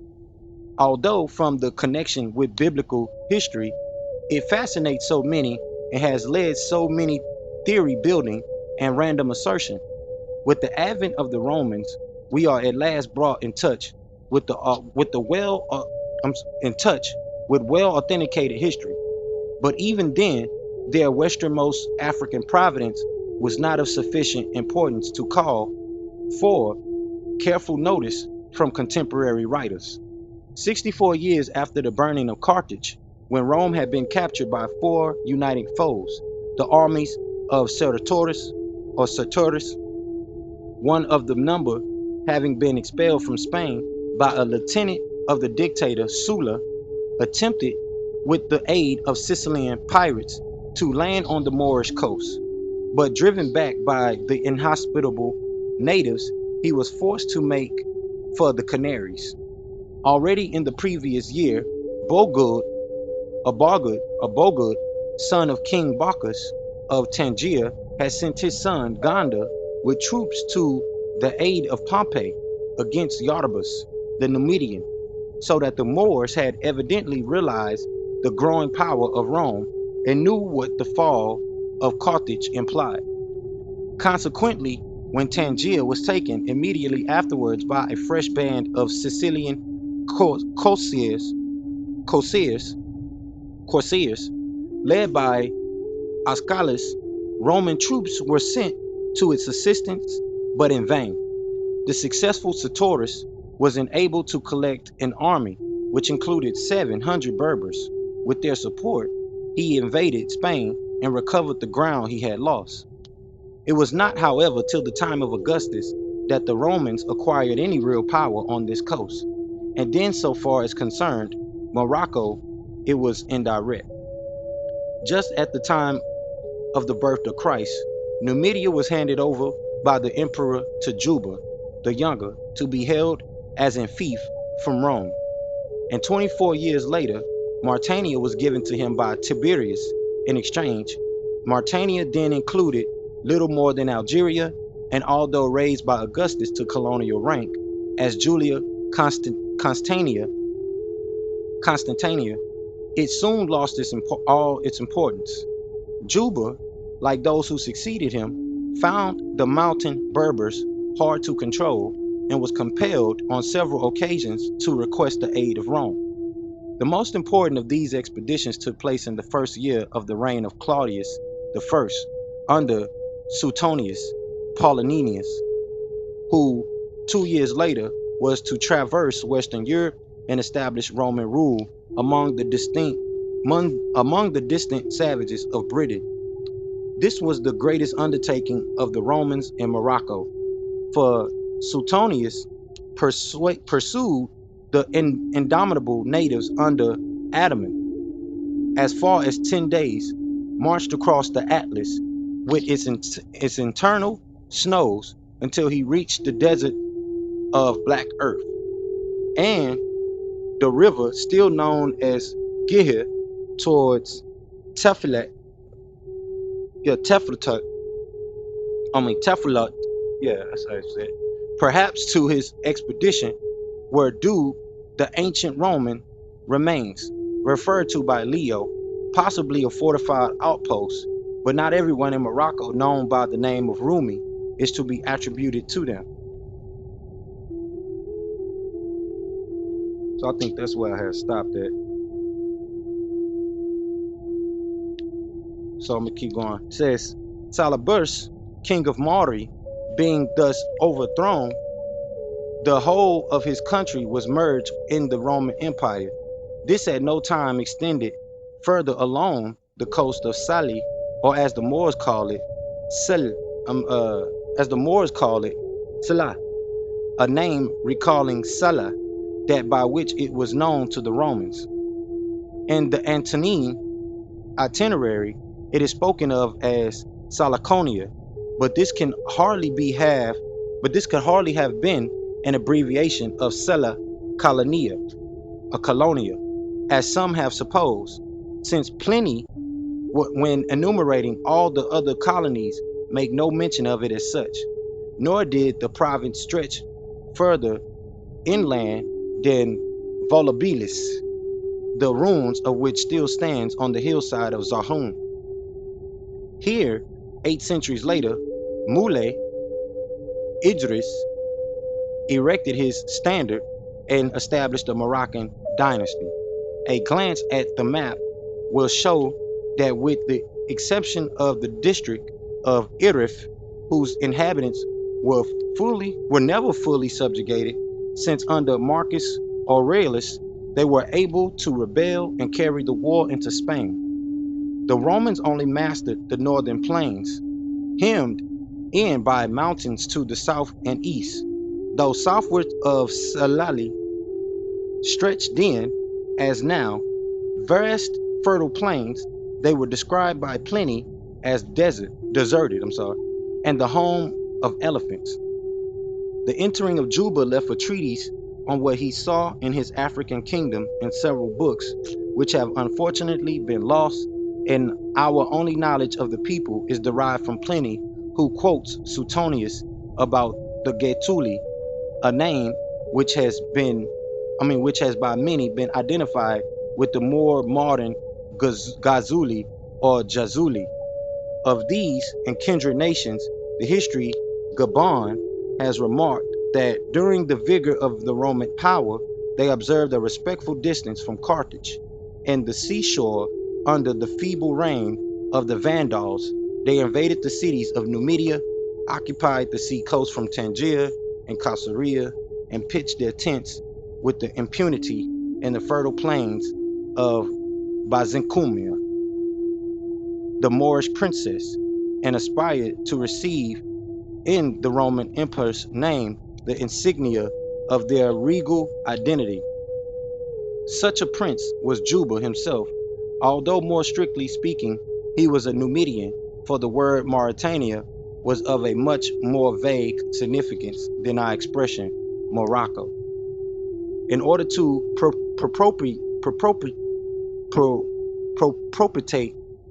propitiate the people of Botica, the Mauritania province was by Otho annexed to Spain, and ultimately the western half of Mauritania was placed by the last of the Caesars under a procurator and named Mauritania Tingitania, after its chief town, Tingis, now Tangier. The eastern half received the appellation of Caesariensis, and the two formed part of the emperor's special domain. At first they were garrisoned by troops of the second order under the procurator, but latterly the offices of governor and general were separated as together liable to tempt ambition. So I'm gonna stop right there. So this is a historian reading about the history of Morocco from other historians who left their stories about visiting the land of the Moorish Empire.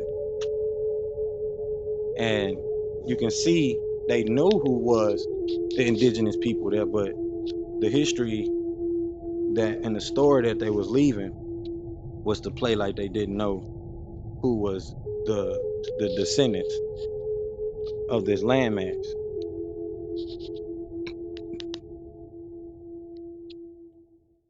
So we're gonna go into the literature, y'all, and y'all know how we do.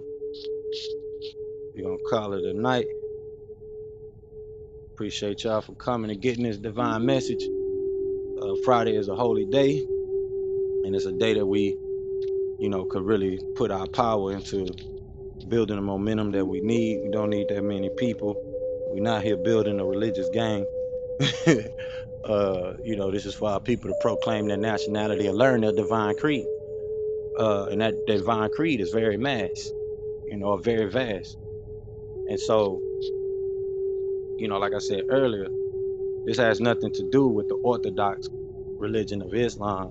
This has to do with the ways of peace. And,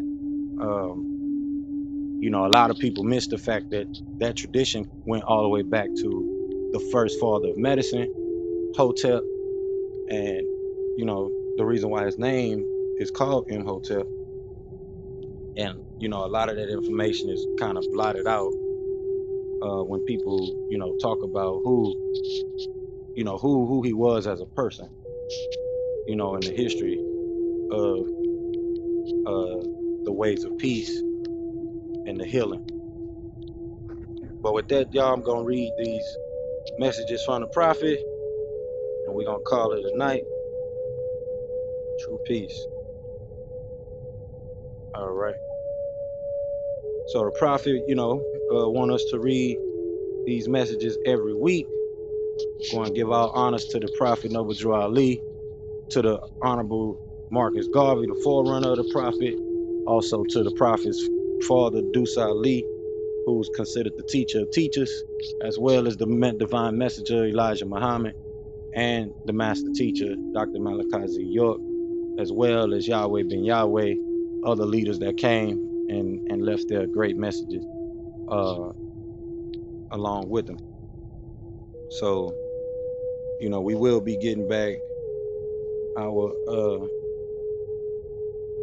our restitution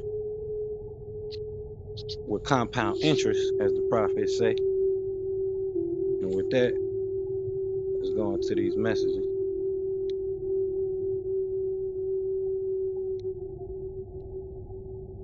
All right, the prophet want us to read this in every temple service. This is a warning from the prophet to all peacemakers and Muslims.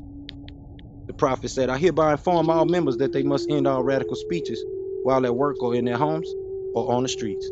We are for peace and not destruction. Stop flashing your card at Europeans. It causes confusion. Remember, your card is for your salvation. Failure to obey these orders will be of severe consequence. We are for peace and not destruction. I'm sorry, I read it already. We are for love, true peace, and we are for love, true peace, freedom, and justice. And when these principles are violated, hold on, let me start over, y'all, because that threw me off. All right, the prophet said, I hereby inform all members that they must end all radical speeches while at work, in their homes, or on the streets. We're for peace and not destruction. Stop flashing your card at Europeans. It causes confusion. Remember, your card is for your salvation. Failure to obey these orders will be of severe consequence. We are for love, true peace, freedom, and justice. And when these principles are violated, justice must then take its course. Any member or group of members who hold malicious feelings toward the temple or the prophet or violate the divine covenant of the Moorish movement will receive their reward from Allah for their unjust deeds.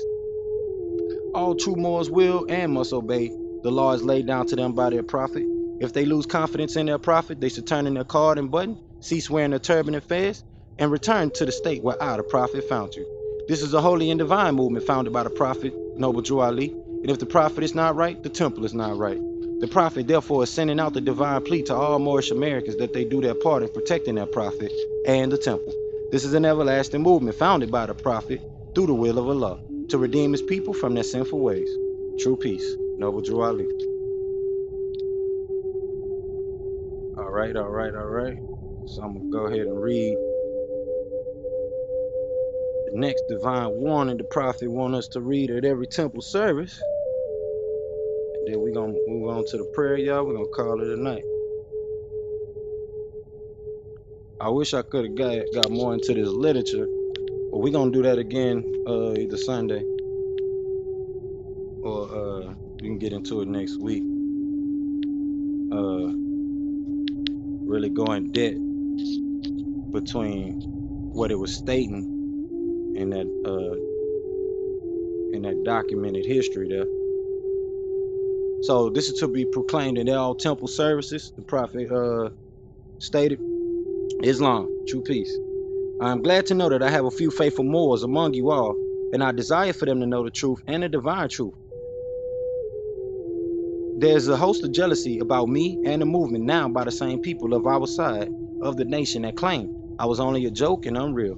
But now, since they have found out from the government officials and the nations of the earth that this is the only sole foundation that all Asiatics must depend upon for their earthly salvation, as American citizens, they are working every scheme that they can to disqualify me, so they may take charge of the situation. I have notified all these things to you long ago in the past. It is through the faithful Moors that attribute to the movement and uplifting funds. The ones that paid their divine respect to me in the movement will be remembered. That is why I am calling upon all faithful Moors to increase their faithfulness to me, your prophet, and your divine Moorish movement. I need finance and I need it badly. Never before have I needed finance so badly as I do at present, so I can shove aside the discord that is facing the nation. It all comes through jealousy because of my fame and nobility. The nations of the world will not recognize the movement without me, the prophet, being head. It has been proven by my works, which I have performed in the past few years. Prophet Noble Drew Ali. True peace, y'all. So before we go ahead and close out, I'm gonna pin back the link so y'all can join us and go over this Patreon link so y'all can join us on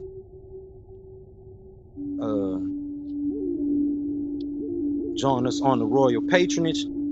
This is branch temple number 24 of the Moorish Science Temple of America. If you need a temple home for all those that are Moors that are coming listening to the replays and don't actually have an official temple, you can join us. It only costs less than a coffee. And proclaim your nationality is free, so I hope y'all understand that. If any of these Moors are out here charging, y'all need to know that it's free to become a part of the divine and national movement and actually proclaim your nationality.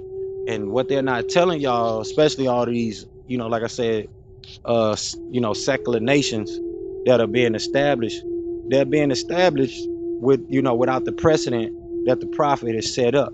And for you to really be recognized through that precedence that's been set up, instead of trying to start your own nation and empire from the ground up, uh, you know, without no backing, and the spirit of your ancestors behind you, you have that in place with the prophet set up. You have laws already that are put into statute, entitled into law, to help you, push things forward.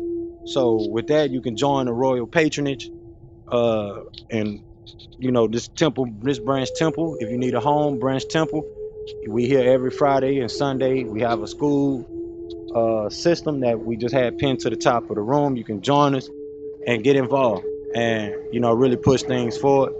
um there's a lot of work that's been going into this, so they probably can copy, but they dang sure can't repeat the sauce that's being given to y'all and been established for y'all, from the monetary system to the society structure, all the different things that I put in place.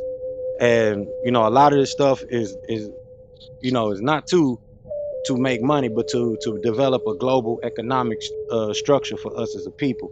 So for most people, that look like you know individual peoples just being wealthy, when that's not the case.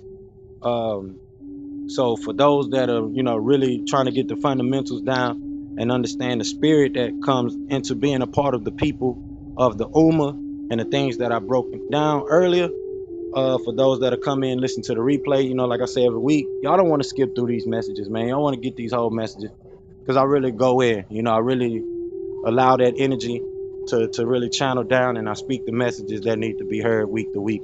I go out and I really, listen to the people and what's being said, and there's a lot of junk being thrown into our people's atmosphere and frequency waves. So with that, I'm here to give the clarity, here to get a cleanup. And if you would like to go into detail with it, we can. A lot of people like to use the doctrine of the divine, but don't want to make that commitment to the divine. And it don't work like that. So it is what it is. Divine law does reign, and you want to be in alignment with that divine law, and you want to be a part of the divine and national, or at this point, like I say, global movement that come with that. And it doesn't matter if you claim to be a Hebrew, don't matter if you claim to be a Nubian, Moorish. We are all one people of the great Ummah, and we explain this through our website. I got to get the website back up, but like I said earlier, even Elijah Muhammad himself was a part of this great divine and national movement, and we all understood for us to be all the same and all of one people, despite the doctrine that's been, or the half-cocked doctrine that's been put out there by certain peoples and certain parts of us, as a people. But we're all one people, especially if you claim to be of the Shemite, Hamite, or whoever. We are all globally indigenous, one people. We, like I said and mentioned earlier, we probably got the brothers, you got the cousins, you got the uncles. As Elijah Muhammad stated, Shem is the uncle. And for those that are missing it and steady trying to keep up the Hegelian dialectic, we know what it's all about. So you can join us in the royal patronage. It's only like I say, less than a coffee. It's way less than a coffee. So we do have the temple dues and the temple taxes, which we can go over that some more again next week. Kind of go over it from time to time and talk about how important the temple tax necessity that the prophet put in place is. And even some of these Hebrew Israelites need to realize that even Yahweh ben Yahweh was a member of the Nation of Islam, and a lot of Hebrew leaders was members of the Moorish, the Hebrew Moorish branch of the nation of the divine and national movement. So like I said, and like we just finished reading the Moorish Empire book, we are a global body politic. You have the Moorish Empire. It don't matter whether you was a part of whatever geographical sector of that particular global body politic, but we are all of the divine mother, of the mother nation and the mother tribe. Even if you come from, the father side of that nation, you are still a part of that mother tribe. Going back to that great mother that we all have lineage to, and this has already been proven. And like I say, get involved, join the Royal Patriots. We are the true Americans.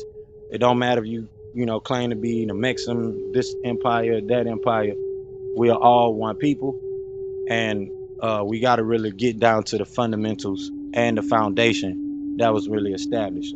I'm here to help clear up, all the muck and the mire, because there's a lot of that going on when it comes to these sovereign citizen movements, or just secular nations or secular things that are trying to copy the foundation of the theocratic structure that the prophet put in place.